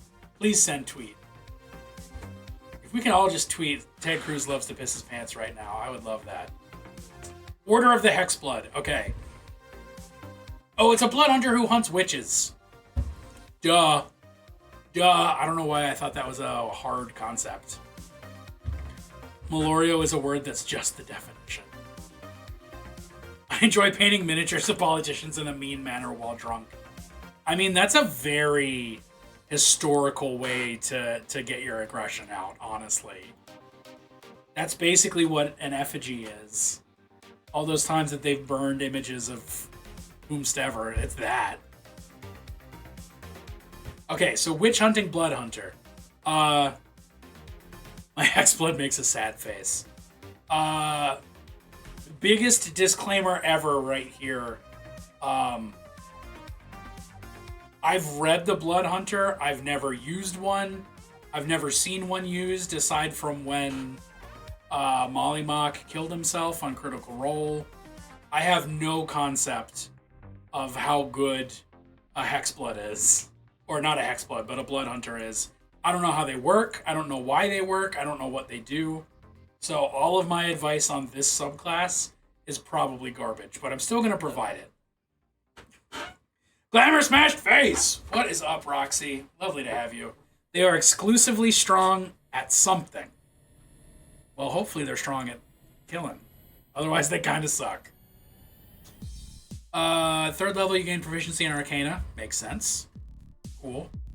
Open your awareness to detect forces of magic until the end of your turn. You know the identity of any spell cast within 60 feet of you that is not totally covered. Oh, that is... You should... I mean, happy 4th in as much as, like, America must be destroyed and all that. But yes, thank you. Cheers. Happy 4th of July. I only know blood hunters in their werewolf adjacent capacity. So Matt Mercer wrote a homebrew class for D&D 5e called a blood hunter.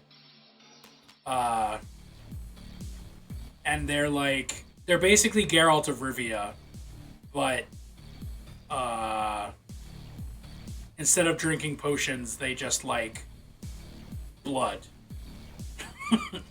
They just blood. I don't know how else to put that. Because I've only read through the class. Like I said, I've only read through it. I've never actually done anything with it. Have fun at work, England. Yeah, fuck you guys. Your stupid king. Parasite in chief in his idiot hat. Okay, right. Arcane awareness. Till the end of the next turn, you know the identity of any spell cast within 60 feet of you that is not totally covered. That specific phrase is confusing. I believe you mean that is not like behind, it's not like completely obscured.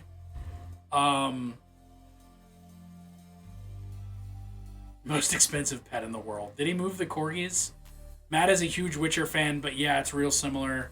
But you need to use your own blood and take damage to activate stuff. It keeps it balanced. There you go.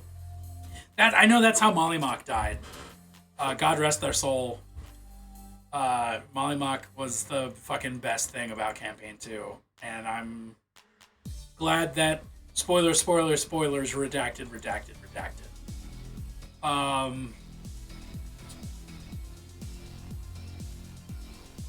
Awareness in the spell should be within the last 24 hours. There you go. 4th day of being legal? Wait, was your birthday 4 days ago? Or did I misunderstand that dramatically?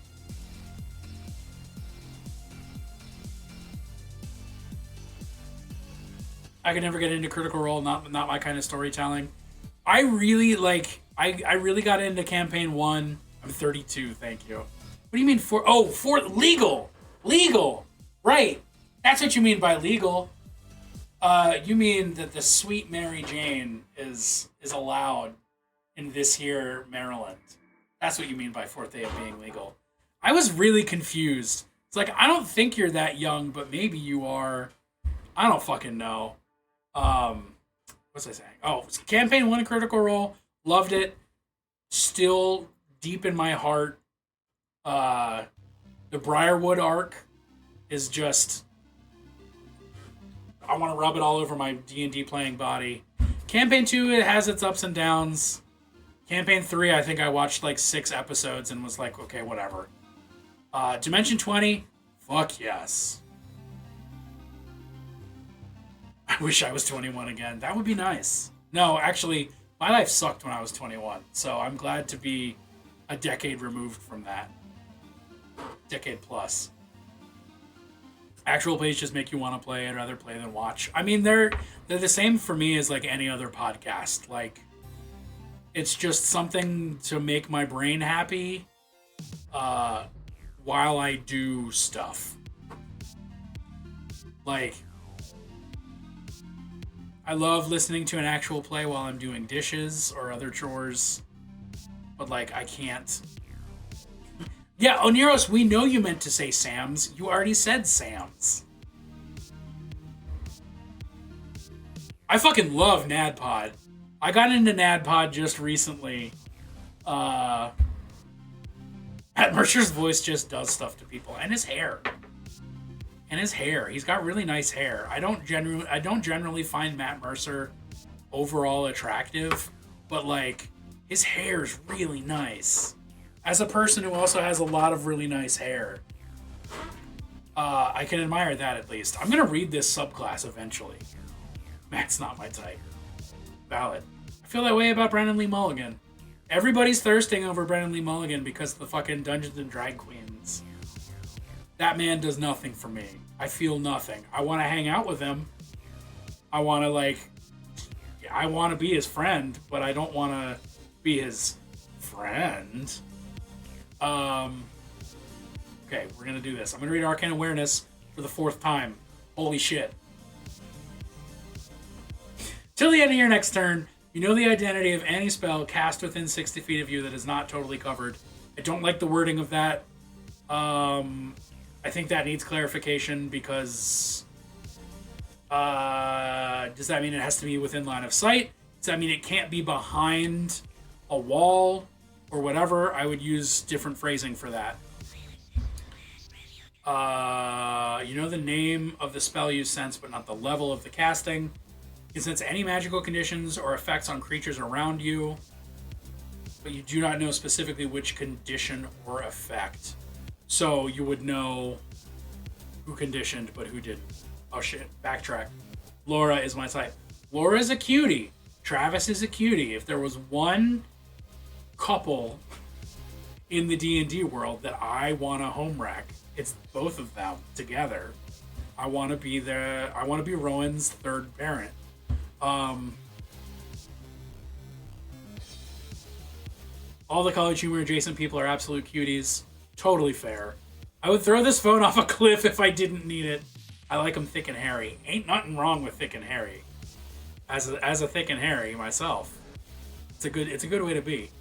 We can please not go that route as someone that's only 1 degree of separation from both of them and a TTRPG performer. It weirds me out. And it knows it. Totally fair. I meant cuties in a behavioral way, not looks. I mean, I'm just gonna straight up say people are attractive and move on. Because I have to read this subclass. Eventually I'm gonna get there.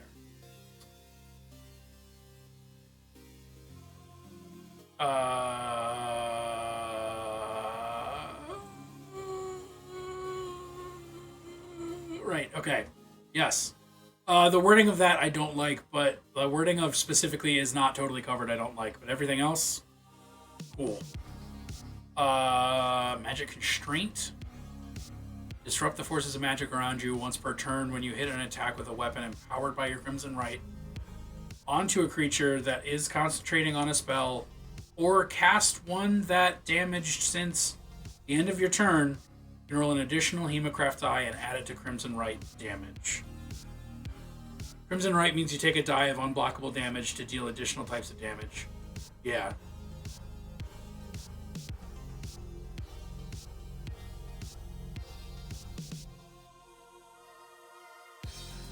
So, yeah, that's what happened to me. I've been watching a lot of Game Changer. I totally forgot Ashley Johnson was on Growing Pains. Her VO career has legit eclipsed that marginal claim to fame. I don't think I've ever watched Growing Pains. She was also on that one show, Blind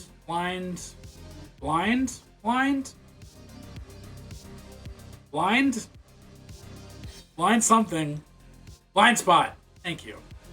I'm just going to say blind repeatedly and everyone's going to know what I mean.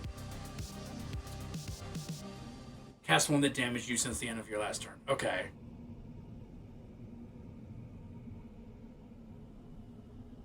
I don't know why that's constraint. I might call that retaliation or like backlash. But I like the effect. Bleeding Abjuration. 7th level, your bloods become so rejective of magic it can nullify magic at its formation. As a reaction, you can attempt to interrupt a creature within 60 feet. In the process of casting a spell, you roll a Hemocraft die and take necrotic damage. If the spell's level is higher than the number rolled, this effect fails. If the spell's level is higher than... Okay, if the spell's level is equal to or lower than, the spell fails. The spell's a cantrip, the cantrip automatically fails. Do I do a bust or a 15 mil cowboy? Do a bust. Do a bust. Busts are bust, you know?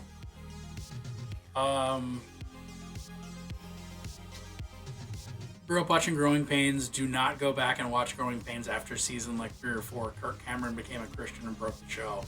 I don't even know who Kirk Cameron is. I also don't intend to watch Growing Pains. Classic. Yeah, it's a class-specific counterspell. Yeah, I like this mechanic. It's a good alternative to a counterspell. Well, it's a counterspell without just literally being a counterspell. I like that. Brand of Chains. Whenever restrain a creature's ability to connect with the weave. Whenever a branded creature attempts to cast a spell, must succeed an intelligence saving throw against your Hammercraft save DC. They fail, the caster's body reacts violently to the arcane weave, causing them to withdraw in pain. The spellcasting is interrupted, preventing the spell's completion and using the creature's chosen action. They do not lose a spell slot when interrupted this way.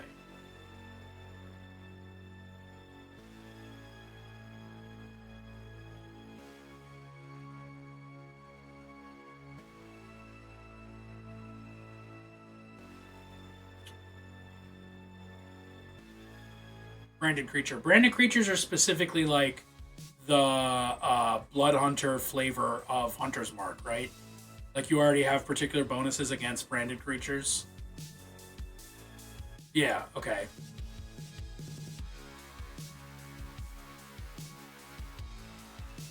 Okay.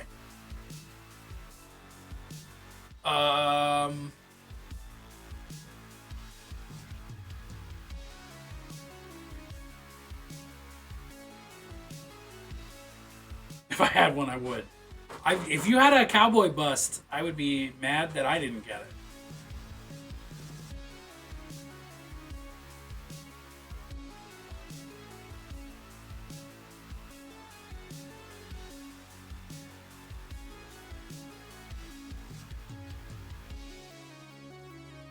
I think I would. The caster's body reacts violently, causing them to withdraw in pain. However, does not take any damage. I would phrase that differently. I've still never painted a bust, and I really want to paint a bust. It's like I've been hunting for the right bust to be my first bust to paint, you know? Oh shit, we're getting really close. We're at 78%. 62,958 points out of 80,085 points, as suggested by Falling Freely. Because, why not? Have it spell boobs. We're all adults here. Oh, thank you, Pokeniner. Yeah, I would just use different words there. Instead of saying withdraw in pain, just be like shock, confusion, something like that. But I think that's a really powerful ability if you have a single spellcaster foe, which if you're hunting witches, makes perfect fucking sense to me. And at 11th level, I feel like their saves are going to be good enough that they're going to fail just often enough that it's a pain in the ass, but it's not like game breaking. So I'm with it. I just went fuck it and painted a simple academic bust. I'm actually just 3 7-year-olds in a trench coat.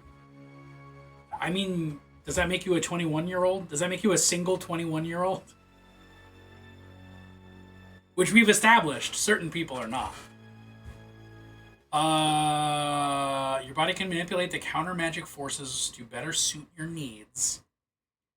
When you choose to invoke a Crimson Rite, you can grant yourself immunity to the relative damage type caused by spells as long as the rite is active. This immunity does not apply to the damage being taken from your Hammercraft type.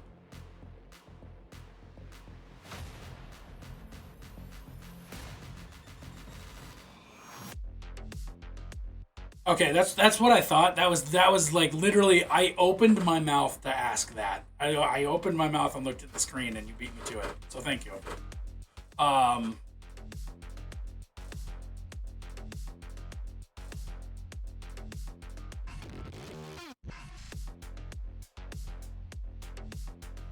If that's the case, I have some bad news for my girlfriend. Hey, sorry, I'm actually 3 7-year-olds. You're going to triple jail.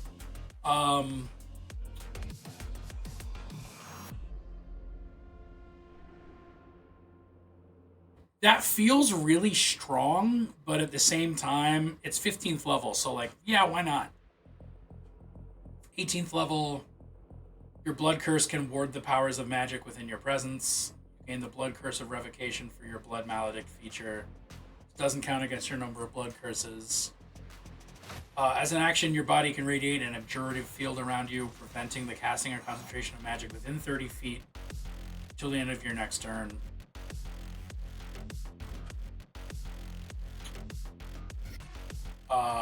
Any creature within the range of your abjurative field must make a Constitution saving throw against your Hammercraft. If they fail, they take force damage. If they succeed, they take half damage and are not stunned. If they are concentrating on a spell, they automatically fail.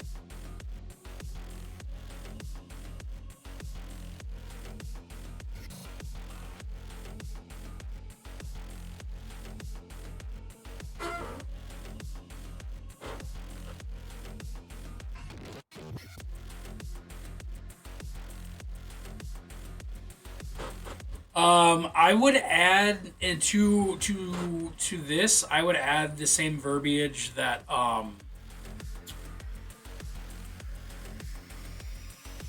anti-magic. I think it's anti-magic zone or anti-magic field. Has where you talk about like if a spell effect enters the area, this is what happens. I would even honestly just say like, within 30 feet of you, you have an effect that is the same as anti-magic zone. Whatever the fuck that's called. I can't remember what it's called, but you know what I'm talking about.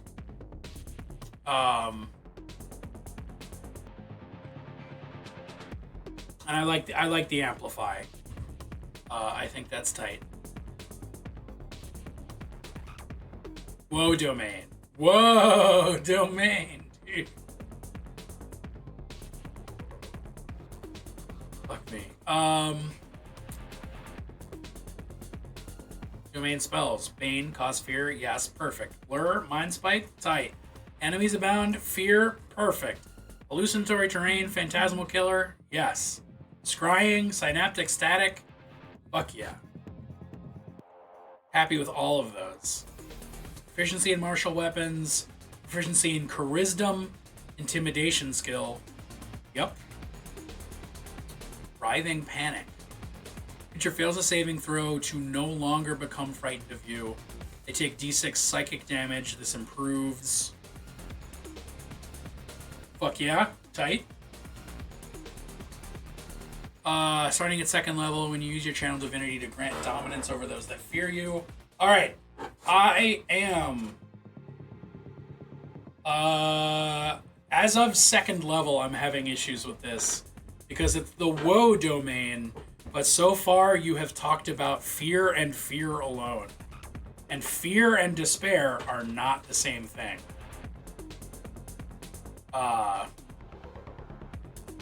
They're very different.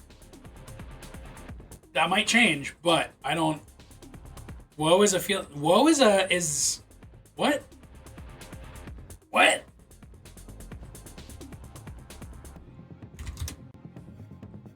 Great sorrow or distress.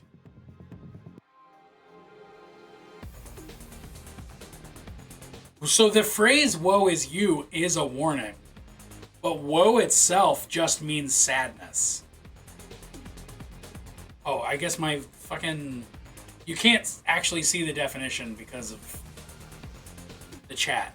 No, I don't want to know what the Oxford... Goddamn... These. That. Yeah, so I would pick a totally different word for that. I like these powers so far, though. When you hit a creature that's frightened of you with a divine weapon, you can expend Channel Divinity to add psychic damage equal to cleric level. Fuck yeah. Creature has disadvantage on any future saving throws to resist being frightened of you until the condition ends. Fuck yeah. Yeah, omen would be omen would be a great term for that. Starting at 6th level, when you enter initiative, you can use your reaction to have a creature you see make a wisdom saving throw. If it fails, the creature becomes frightened. They end their turn in a location that you are not in sight of. They can repeat the saving throw. You can... This sentence, you can just say, if they end their turn and they are not in line of sight with you, you're good. Any attack you make against the creature has advantage. Creature is frightened of you, dies while it's under the effect. You can use a reaction to move the condition to another creature. Fuck yes, good, tight. Hell yeah. Divine Strike, solid. Dread Presence. You can use a cleric feature or spell to cause the frightened... When you use the cleric feature or spell to cause the frightened condition on a creature, the effect ignores any immunities, ignores any advantage on saving throws to resist or remove the frightened condition. As a reaction, when the creature that is frightened of you starts their turn, you can deal 5d6 psychic damage. You can use this feature 3 times per long rest. Yeah, that's tight. That's awesome. Skigaret, Butaphus, and Monotus. Are these established? Are these established gods? Because I don't know any of these.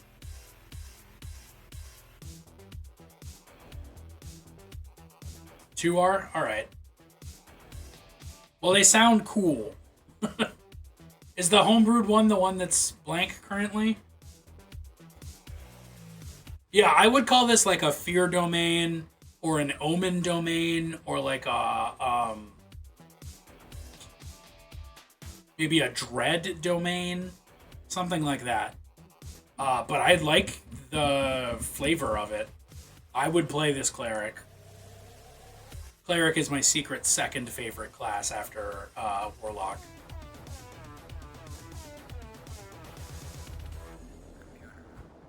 A domain of dread, you say? Yes, something like a raven loft? A loft for ravens? What do we got? We got a druid of luster, which is gemstones, tight. Okay, so we have a sort of a fungal form, but not quite fungal form. Love that.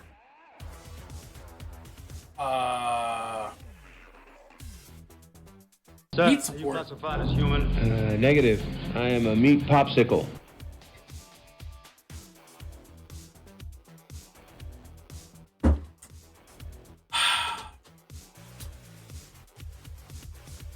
You gain proficiency in Arcana. You're already proficient in it. You gain proficiency in one of the following.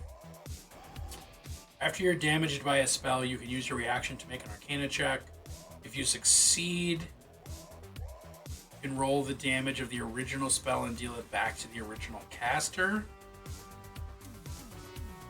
To use this feature, you can't use it again until a long rest.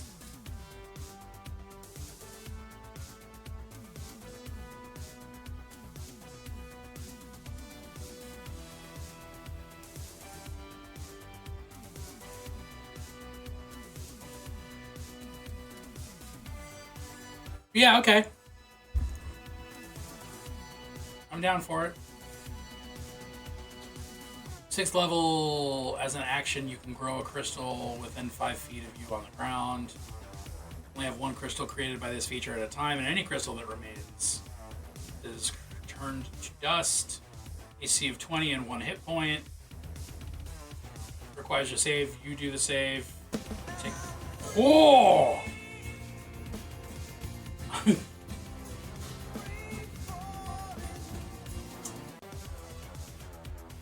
Steph, I too hope to have lots of brats in my mouth, but I don't think that we are meaning the same thing or pronouncing them the same way. The rare midday ear blast.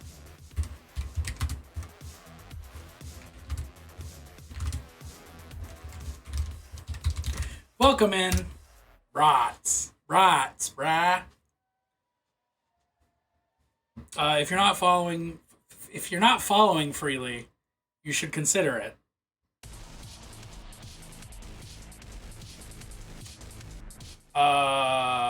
Okay, crystal exists. Additionally, as a bonus action, you can spend a spell slot to have the crystal explode.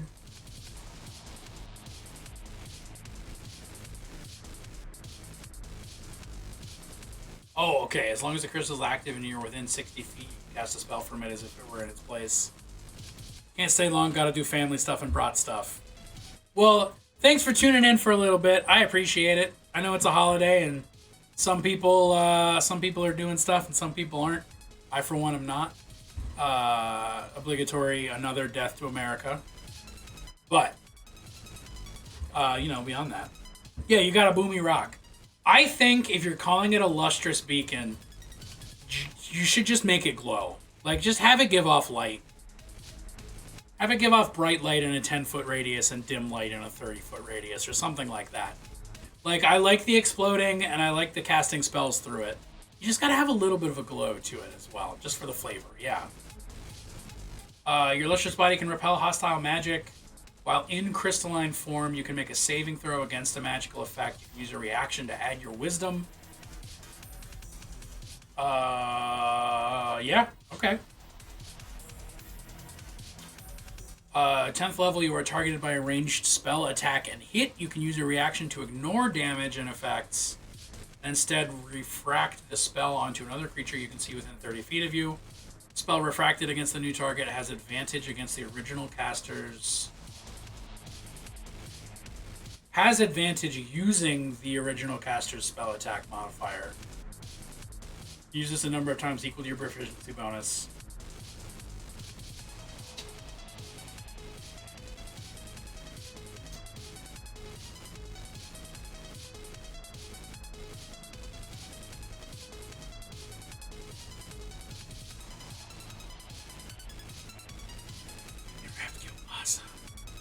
Flip, I forgot to mention, I'm coming over to your place as soon as I'm done streaming.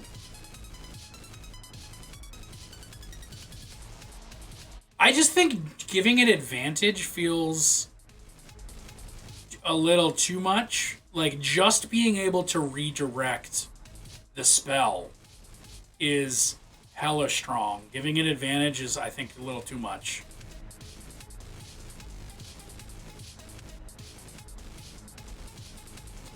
At 14th level, the gemstones around you bless your crystalline body with new abilities.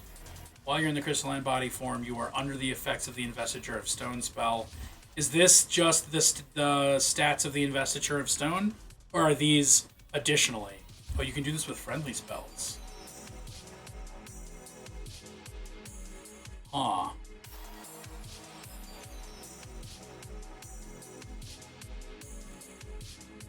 I would be tempted to say, if you reflect a hostile spell,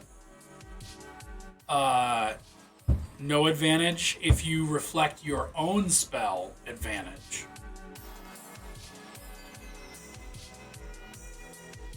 Because you have more control over it. That would be my that would be my feeling.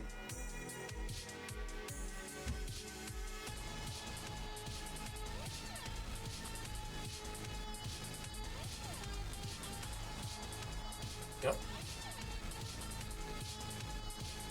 Cool. Yeah, okay, cool. Sweet. Yeah, no, that, yes, perfect. Glimmering Gift. Magical gemstones can be formed within your grasp once per turn as a bonus action. You can create a magical gem that can be used as part of a spell this round. If you do not use the gem by the start of your turn, the gem fades to dust. The gem can be used by you or another willing creature on their turn. This gem can be used on any spell that requires a consumable gemstone.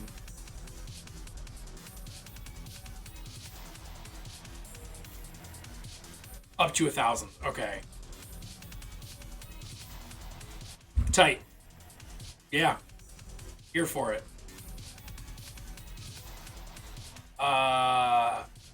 Acrobatics. Yeah, okay. Emergency funds. Or like, oh shit, my friend's dead. Revivify.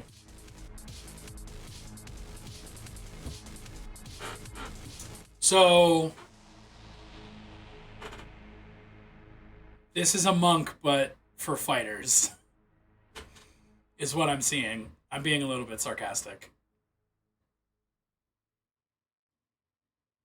Yeah, elegance and athleticism. Okay. Starting at 3rd level, once per turn, when you make an attack with a finesse weapon, add a d4 and add it to attack or damage. You cannot do this while you were wearing heavy armor. Okay. Proficiency in acrobatics if you're already proficient. Expertise. Maneuverability makes you hard to pin down. When another creature hits you with an attack, you can use a reaction to add your acrobatics skill modifier to your AC, potentially causing the attack to miss. Tight. Love that. That's really fucking cool. That's like a dodging bullets in the Matrix thing. That's cool as hell. Yeah, flip out of the way or flip out of the way. Nimbly dodge out of the way of certain area effects, such as a Black Dragon's Acidic Breath or a Lightning Bolt spell. Oh, it's literally just evasion. I didn't even read the title. I just started to read the effect, and I was like, this is evasion. Sure enough.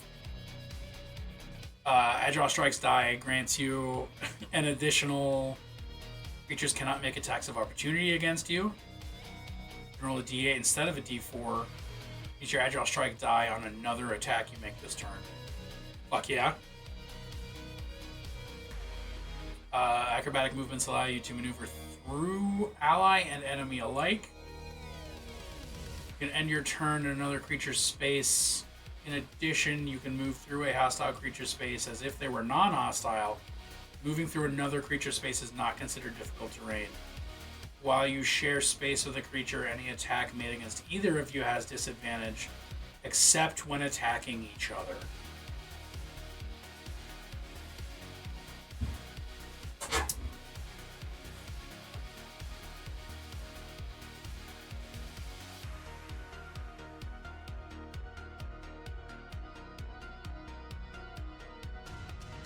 So that last sentence makes sense, but it doesn't make sense.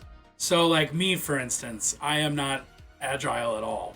So if somebody who's really agile is standing right up in my grill and then a third person wants to shoot us, it is not harder to hit me because my person who's right there is really agile.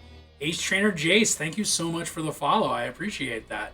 Welcome in. I'm not doing the homebrew prep that I thought I was doing. Instead, I'm doing a little constructive criticism on Pokeniners homebrew subclasses, which I'm having a blast with, and I hope everybody else is too. But if you're not, sorry. Nothing we can do about it.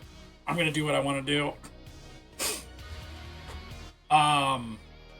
So as I was saying, just because I have a very agile person in my grill doesn't make me harder to hit. That other agile person is still hard to hit, but I'm still just as easy to hit. And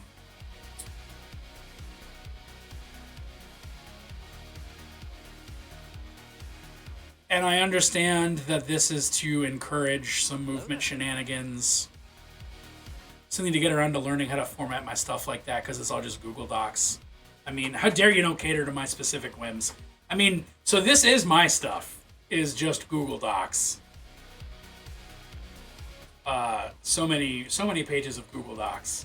But Pokeniner gave me a link, and I'm a sucker for reading homebrew, so here I am.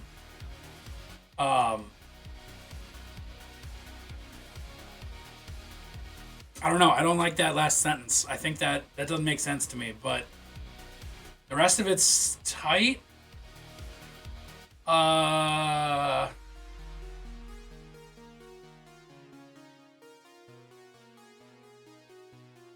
sad to inform him I'm not complete on my Ghastly Warlock. For what it's worth, if we're talking about me, my pronouns are they, them. They/them, in fact. I know I have a very masculine, manly look, but not me. It's all good. Just putting it out there. Absolutely valid. I just want to do a massive Warlock compilation to put out in the world. Warlock is my favorite class. You are in the right fucking place, Jace. It's the best class there is. At 18th level, your dexterity enables you to avoid certain dangers. Gain advantage on all dexterity saving throws and skill checks. Additionally, you can use your bonus action to gain advantage on attacks made this turn with weapons that have the finesse property. That does prevent you from dual wielding, but doesn't prevent you from attacking. Right? Yes. Compendium will be free at the end of the year? Fuck yeah. I'll be inputting into my tables for the future? Fuck yeah. My current character is a Hexblade. I am a Sinner. Okay, but is it just a Hexblade or is it a Paladin Hexblade? In which case, you're a fucking Sinner. But like, Hexblade is fine. I like Hexblade as a class. Subclass. It's class. I like this a lot. Master of Agility is tight. Okay, this is my favorite one so far.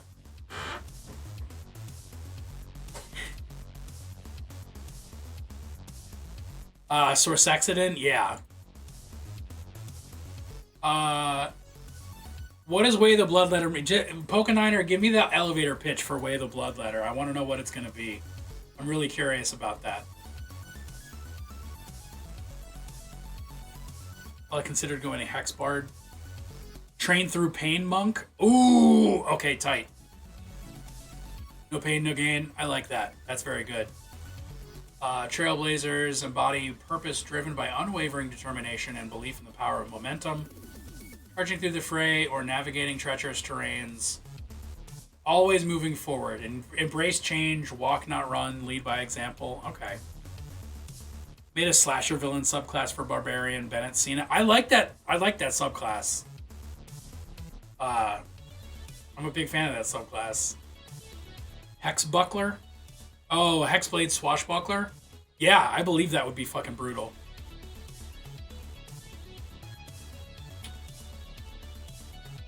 Spirit of advancement is palpable, where new ideas are nurtured and embraced. Okay, I'm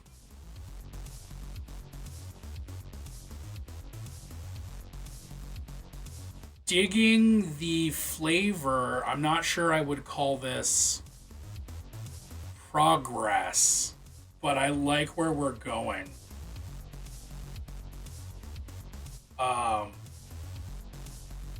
It's movement based. It's travel based. I might call this like I'm not gonna call it anything because I can't make my mouth work. I might call this like Oath of Journey. Oath of Expedition, something like that. But I like where we're going so far. Language failing, please reset. Oath of Sonic. Oath of the Hedgehog would actually be the funniest way to retitle this. You can use your channel divinity to push through adversaries. When you fail a saving throw, to be slowed, grappled, paralyzed, petrified, or restrained, you can choose to spend your channel divinity to re-roll. If you do, you must use the new roll. Use your channel divinity to propel yourself through foes. As an action, you move your movement in a single direction. You do not provoke attacks of opportunity. And buffet any creatures in your path, pushing them aside to an unoccupied space. Creatures affected by this movement must succeed a dexterity saving throw. Against your paladin spell save DC, take 1d6 force damage on a failed save. There is no unoccupied space. They automatically fail and take an additional d6 and are knocked prone. You cannot end your movement in the space of another creature when using this if there are no other occupied spaces. Yeah, I've been playing a lot of Darktide recently. This Noble Charge is literally the Ogren's special ability of just run through dudes and knock them over. And it feels good. I like doing it. Aura of Motion. extends 10 feet in every direction, but not through total cover. Walking speed increases by 10 feet. You aren't incapacitated.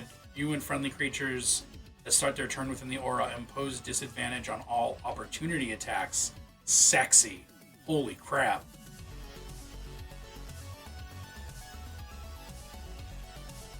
I might... At 18th level, the range of this aura increases to 30 feet. So...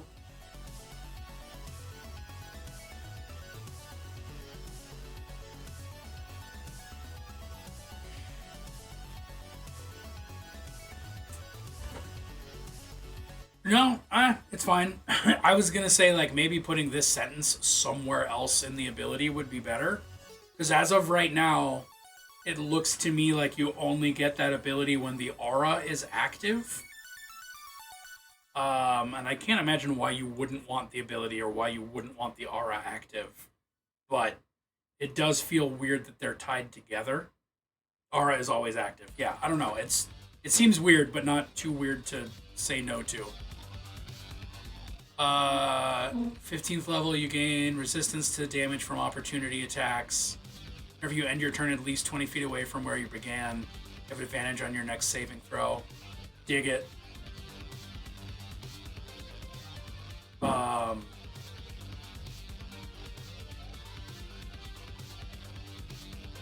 Movement speed is doubled. Gain resistance. Movement is unaffected by difficult terrain. You may choose to move through creatures and solid objects as if they were difficult terrain, but you can't enter movement there. If you do...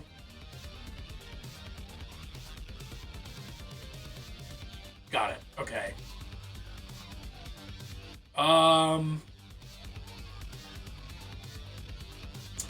Here's the thought. Given that I just read this fighter. This fighter... at 15th level allows you to move through another creature's space. You've got this, and that's always on at 15th level. At 20th level, you can sometimes ignore difficult terrain and creatures. Honestly, I would move up unaffected by difficult terrain to even like 7th level. At least to 15th, maybe 7th. Because it's wild that you don't have that earlier when that's like the theme of the class. But I like the damage thing. Taking a dash action as a bonus action's tight. You're surrounded by radiant aura that leaves a magical bright light in your wake. Oath of the Wayfinder is also a good one.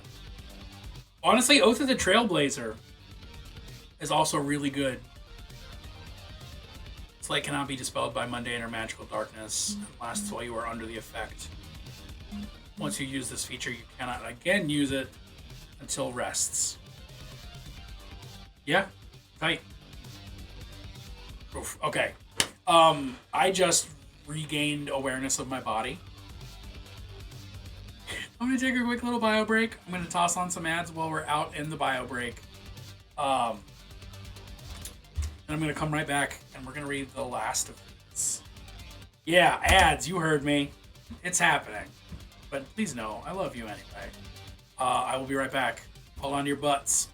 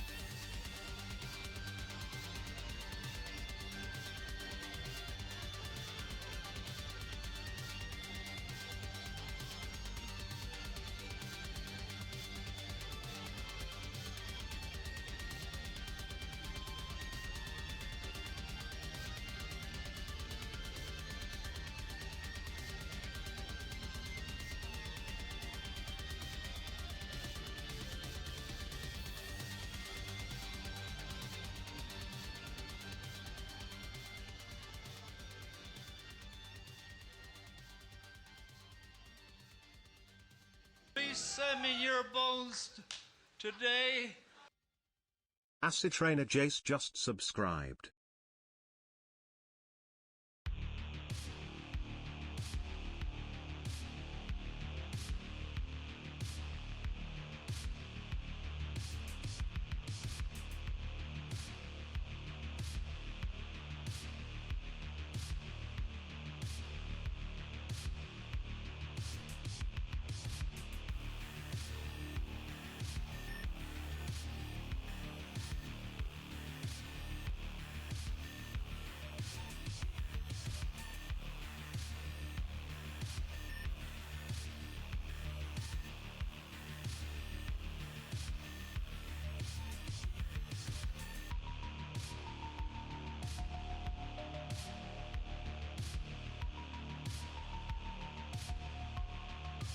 Holy shit.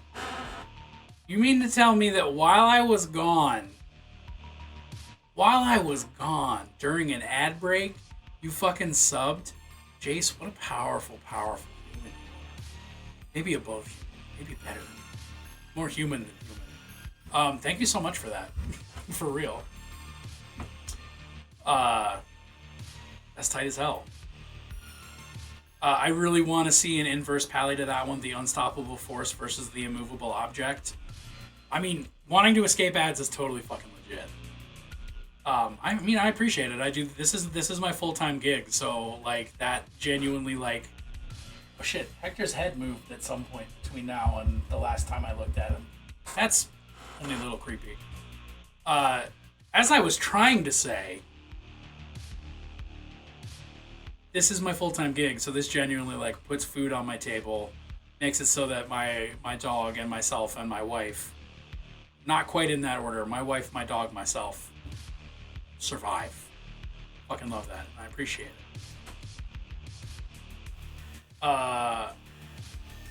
I'm one sub away from some sort of Twitch hootie-doo. Oh yeah, one more sub gets me a new emote slot unlock. I didn't know that. That's pretty cool. Alright. Look at that. Happy 4th, everybody. Where are we? Also, Noble Afterimage is a cool-ass name. Oh! Send me your bones today. Pog. Pog indeed. The most Pog. Thank you so much, Jace. Also... Buck wild that just happened by sheer luck to go to one of my IRL oldest friends who happens to be on Twitch sometimes. That's tight. One of my newest friends giving a sub to one of my oldest friends. I fucking love it. Thank you. Thank you. Ooh, okay, Aegis Strider. So this is the one that I had no idea, no fucking clue in my mind what this was going to be. Warriors gifted with the power to invoke a surge of celestial destiny on their adversaries. They stand as vigilant guardians. Angel Ranger. An Anger. Aegis is a kind of shield. I knew that, but like, Shield Walker doesn't immediately evoke a specific image in my mind. So, I'm curious. Rangeler. This is Angela the Ranger. This is Rangela the Anger.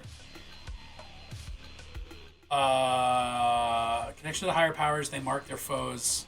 Yeah, so it's like a holy ranger. That's tight. I dig that. Raiki, congratulations on your new sub. Shieldwalker sounds like a Metal Gear spinoff. Little bit. Starting at 3rd level, you'll know these spells. Sanctuary, dig it. Augury, makes sense. Beacon of Hope, yes. Guardian of Faith, yes. Holy Weapon, yes. Tight, no notes.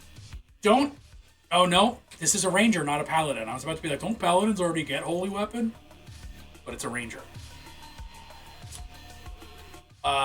Surge of Divine Destiny on your enemies. Use a bonus action to mark a creature you can see within 30 feet with a sigil for 1 minute. Creature becomes a destined enemy for you and nearby allies. The next time you hit that creature with a weapon attack, you deal an extra d6 radiant damage. Additionally, when an ally hits that creature, they can use the reaction. So you automatically get it. Your friends can get it if they spend a reaction. You can only mark one creature. Marking another creature removes the mark on the previous one. You can use this feature a number of times equal to your proficiency bonus. So it stacks with Hunter's Mark, but it's like a holy hex. That's tight. That's awesome. Mechanically and like crunch and flavor, dig it. Love it. Third level, your devoted mission grants you a heightened intuition and connection to the divine. Learn a spell of your choice from cleric or paladin spell list. Spell must be of a spell you can cast. It counts as a ranger spell for you, and you can do it again later. Tight. Dig that. Little spell flexibility never hurt anybody. Aegis Sigil. At 7th level, your divine service has granted you an awareness of evil forces. Cannot be charmed, frightened, or possessed by fiends or undead. Additionally, you gain resistance to radiant damage. Nice. Divine Smite. We all know how a Divine Smite works. Except this is not the standard for a Divine Smite. Wait a minute.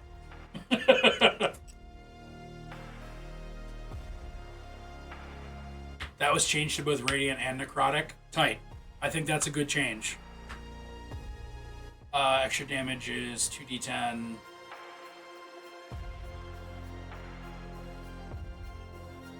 So it's a buffed up smite.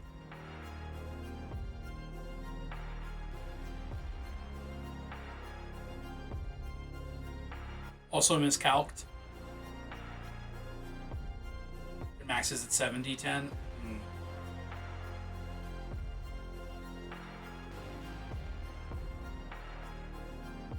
Yeah, I think if you're gonna call it a Divine Smite, it either has to be like the exact same ability, or you need to change the name. I think either of those is fine, because a ranger gaining the ability to smite doesn't sound OP to me.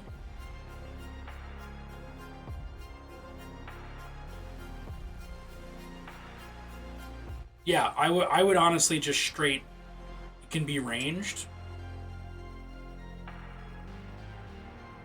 Oh, that's right. Yeah, I forget that smite has to be a melee weapon attack, and that it can't be ranged, and that it can't be unarmed, because Wizards of the Coast sucks about some things.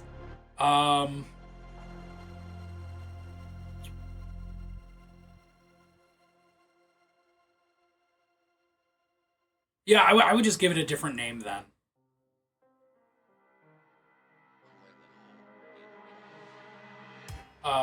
Yeah, I would just call it something other than the Divine Smite.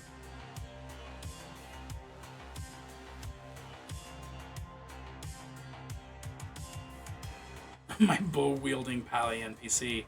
I mean, yeah, I would just change the name. I think mechanically it's fine. Divine Retribution? Fuck yeah, unless that's already another D&D thing, which it might be.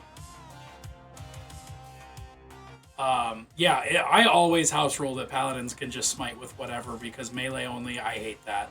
Melee weapons specifically only, I don't like.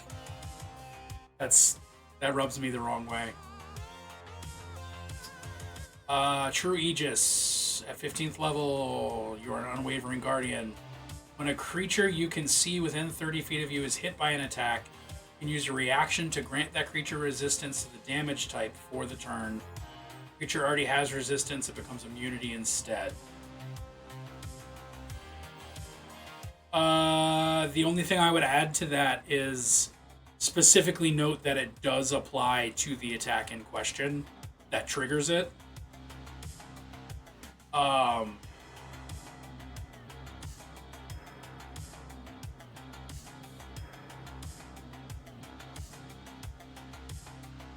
Yeah, that's fine by me. Hustler, fuck yeah, I know what a hustler is. Oh, you got a broken JPEG, baby. We need a nice glossy PNG right here.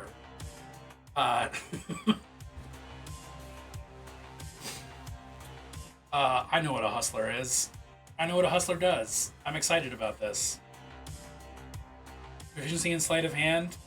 Expertise in any gaming sets you have proficiency with. Tight. Love those. Misdirect. As a bonus action, you can impose disadvantage on the next weapon attack made against you. At the start of your turn, if you haven't used this misdirection, you have an advantage on that attack. Yeah. Alright. Imagine seeing an Aladdin character in the empty space. Okay. Yeah, I'm seeing Aladdin. Prince Ali, fabulous he, Ali Ababwa. He's in this particular homebrew package. I've had better. I've sung better. At 9th level, your hands are extremely effective. It's a little confusing to make it a defense-themed ranger with divine overtones. Maybe more to be made from being a divine hunter who goes after oathbreakers and blasphemers. I dig that. I understand where Aegis is coming from, like where the usage of Aegis is coming from there. Oh, my voice is cracking. I don't know. I get it. It doesn't bother me, but I do understand where Clip is coming from.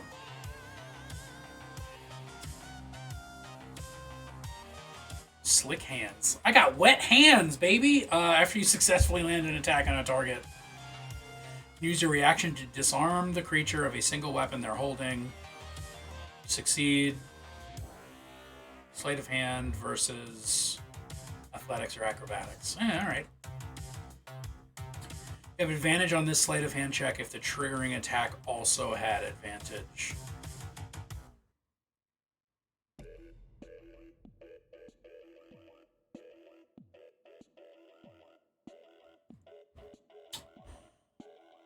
I think this ability needs a little something extra because fighters can disarm people at 3rd level. Like, Battle Masters know how to disarm people 6 levels before this power. And this is a conditional, this is arguably a more conditional disarm. The hands are moist.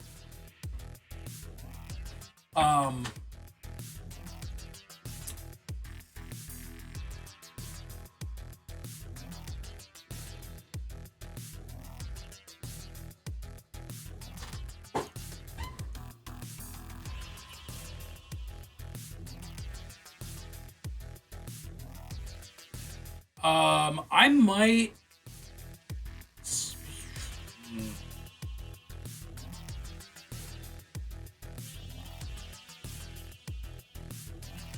I think I would make the alteration to this that you can have them... I would say this first form, where it's just whenever you successfully hit, you can disarm. I would do that... I would leave that as is, but I would upgrade if you have advantage on the sleight of hand check. I would say if your attack had advantage, then they are automatically disarmed. And I would also rename. I wouldn't do slick hands. I would give it a hand is quicker than the eye or something like that. Because slick hands to me means like your hands are wet or like they're really getting in somewhere good. But like this, I don't associate that with disarming. That's just me. But yeah, I would say like if you have advantage on the attack, they're automatically disarmed.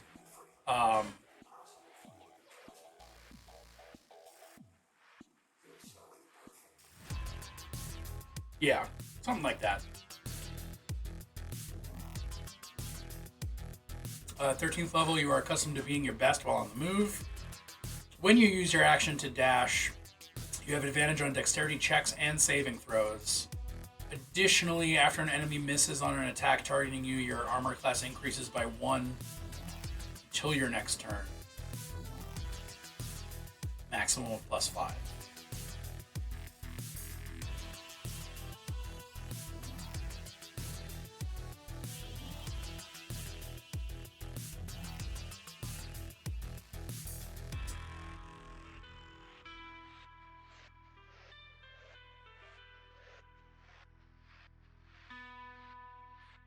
They miss you, laugh, and play along.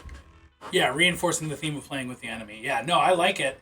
I'm just trying to think of how useful it actually is. Like, I'm bad at math, but I'm trying to run the experience in my mind of, like, it seems really good against multiple enemies and not really good against a single enemy. So actually that makes like perfect sense if you're like a hustling street rat kind of guy. I don't know, I like that. I think that's very I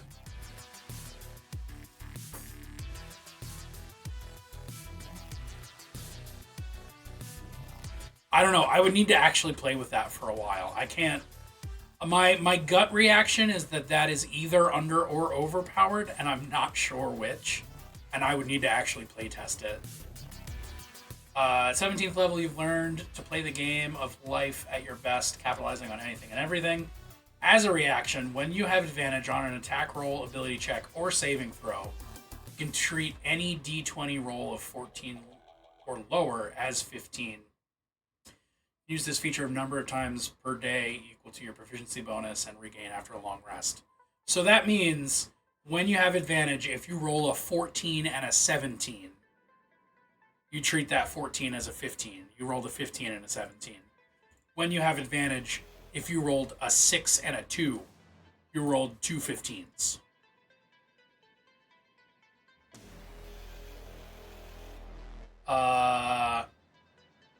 I like that a lot. I think that's really cool.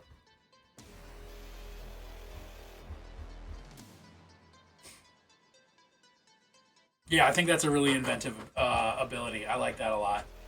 Blight Blood. Pestilence and Decay. Oh, like a plague sorcerer. Alright. Alright, I'm into it. Hex, inflict wounds. Ray of Enfeeblement, Wither and Bloom. Gaseous Form, slow. Wither and Bloom might already be on the sorcerer list, but then I also remembered that these don't count against spells known or spells prepared, so never mind. I didn't say anything. I didn't bring it up. Blight, Death Ward, Anti-Life Shell, Contagion. Yeah. You can sense the presence and location of poisons, poisonous creatures, and diseases within 30 feet of you. Excuse me. Identify the kind of poison. Wow, my voice just gave up. Y'all just heard that. Identify the kind of poison, poisonous creature, or did. Wow, what the fuck? What did I just get afflicted with?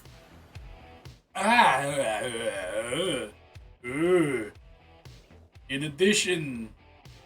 Okay, no, if I do a voice, I think I can actually make the voice kind of work out for me. We're doing an accent for the rest of the time. You can always detect poison and disease. Additionally, no, I fucking, wow. Learn poison spray. I always want to give used to. Goodfellas stream now, alright. As a third level, you can learn the poison spray cantrip. It doesn't count towards the number of cantrips known. Yeah, normally it is a fucking bad spell, but being able to do it all the time, aight. In addition, you can spend a sorcery point whenever you cast a spell that deals poison damage. The creature must success on a Constitution saving throw against your spell save DC. On a failure, they gain the poisoned condition until your next turn.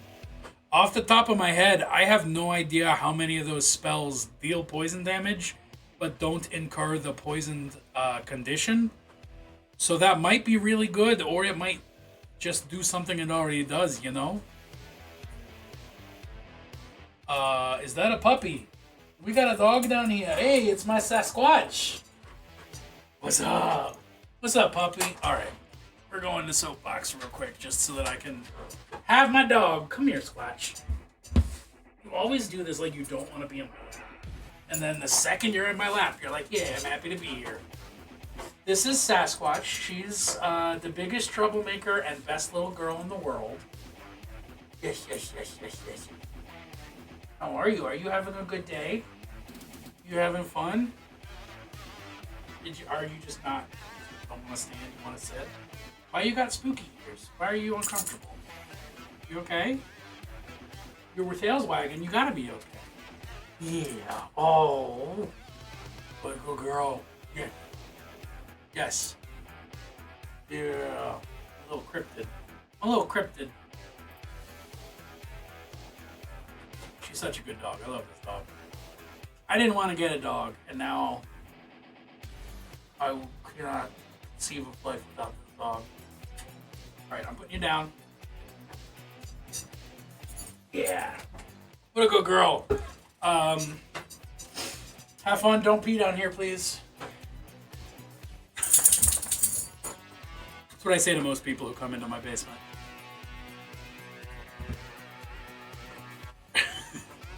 Amazing companions, such big messes. No fucking kidding. Where was I? Infectious casting. Starting at 6th level, your sorceress origins can contaminate your spells through your meta magic.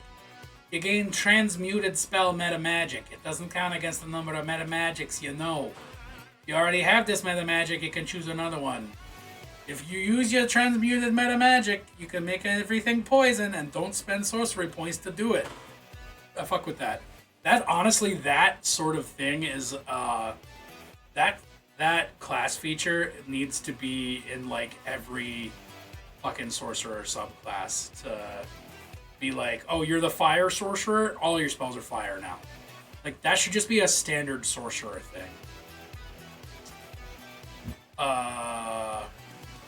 Your awareness for pestilence allows your body to reject diseases and toxins. You are immune to foreign diseases and the poison condition, and you have resistance against poison damage. Shut up and take my money.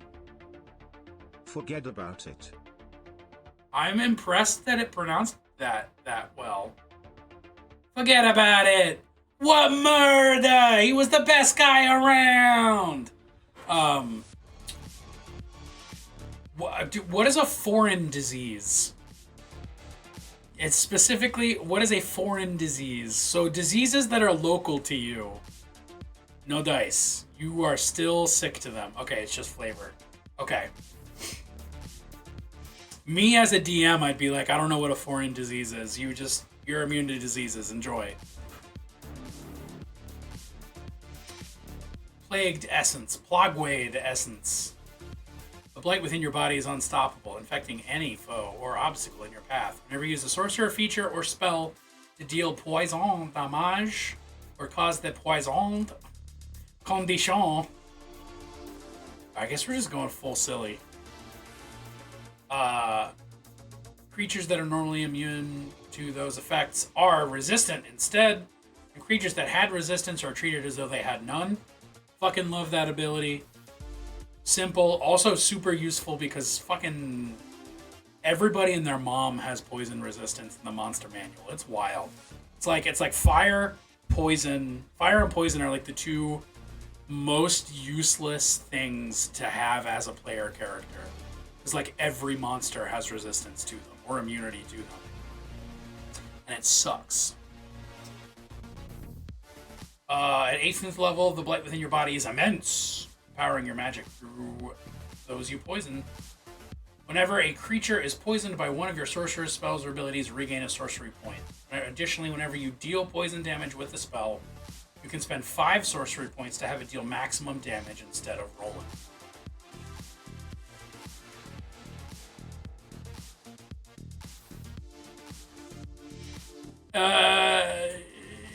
Isn't that heightened spell? Am I wrong about that? Hey, you came back downstairs. What's up? Is your mom like doing a puzzle and so you can't sit in her lap? Is that why you're down here?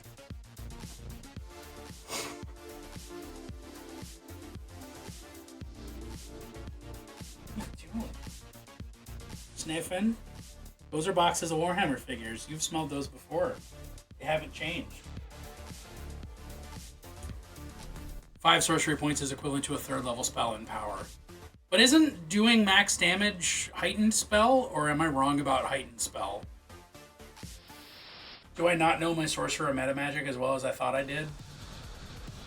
even though I played a sorcerer for a year minimum.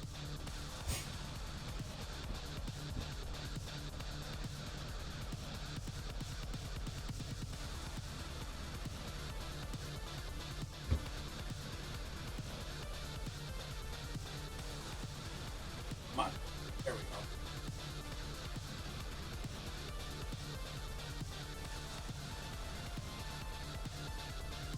This isn't moving as fast as I thought it was gonna.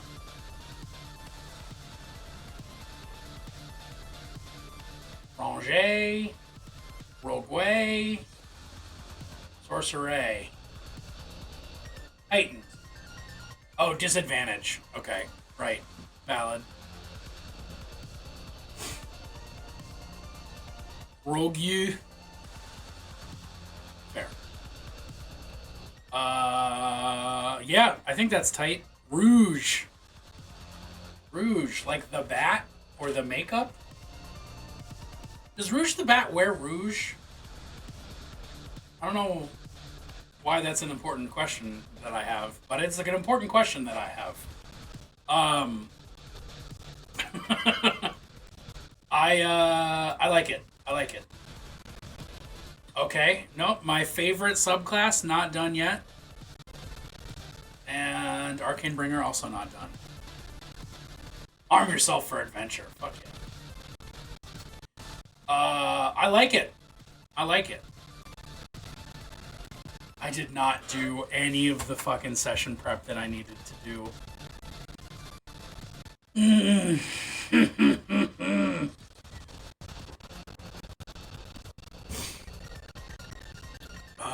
Arcane Bringer will theme around twisting stuff into force damage. Ooh, I like that. Okay. I've heard of Gentleman Thieves. A Rouge is a drag queen thief. No, honestly, it was a much loved, a deeply loved distraction. Oh, thank you so much for the follow too. Oh, you're the 269th. Nice.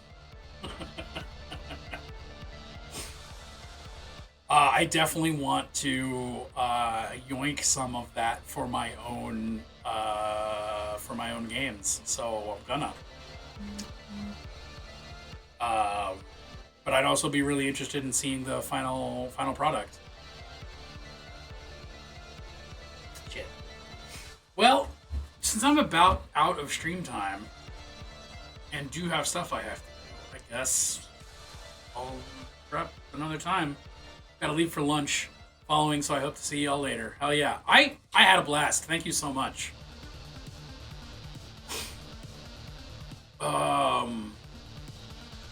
guess we might as well figure out who I'm raiding, right?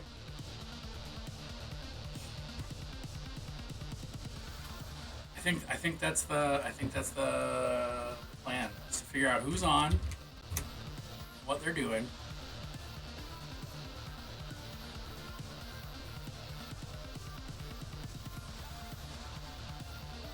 This game is hard and I am bad at it. Oh, but it's Aliens Dark Descent. I want to know about this game. Okay, that makes the raid choice very easy. We're gonna raid Jim Sterling because I want to know what this game is like. Although right now we're getting plushies reviews. Either way. Yeah.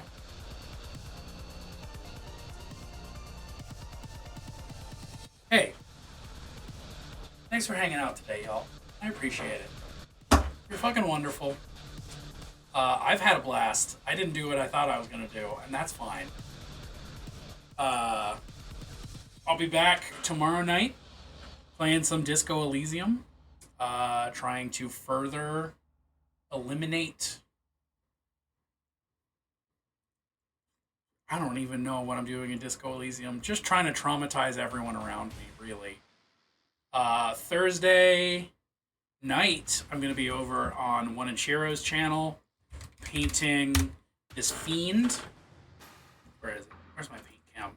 Thursday night, I'm going to be painting this flaming-headed, Hammerman Devil over on one of Chiro's channel.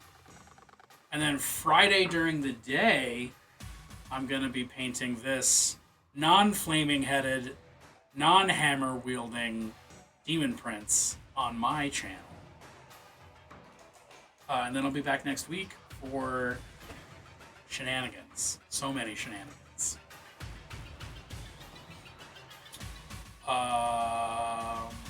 Yeah. Looks like we have toy review from Jim instead of from Germ Sterling. Germ Sterling instead of games. So we're gonna raid Zambies because she's painting a cool witch. Why not? Yeah, let's go. We're doing that. Tara, thank you for hanging out. What are those frogus? Frogus? They're hearts, but they kind of look... The rainbow ones kind of look like frogus. Frogus. Oh, I just realized I'm on my cam, so you're just looking at my desk. Thanks for hanging out, everybody. I'm gonna raid some Zambies. If you're using explosives tonight, have fun. If you're using explosives and you're going to be intoxicated, have fun and be careful. Actually, you know what? Just my advice for you overall is just have fun and be careful. Be good, or at least don't get caught.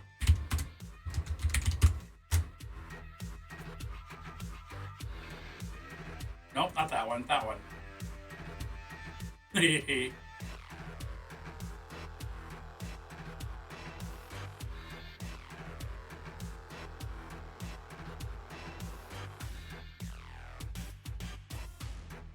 But the cheese sauce is what makes it.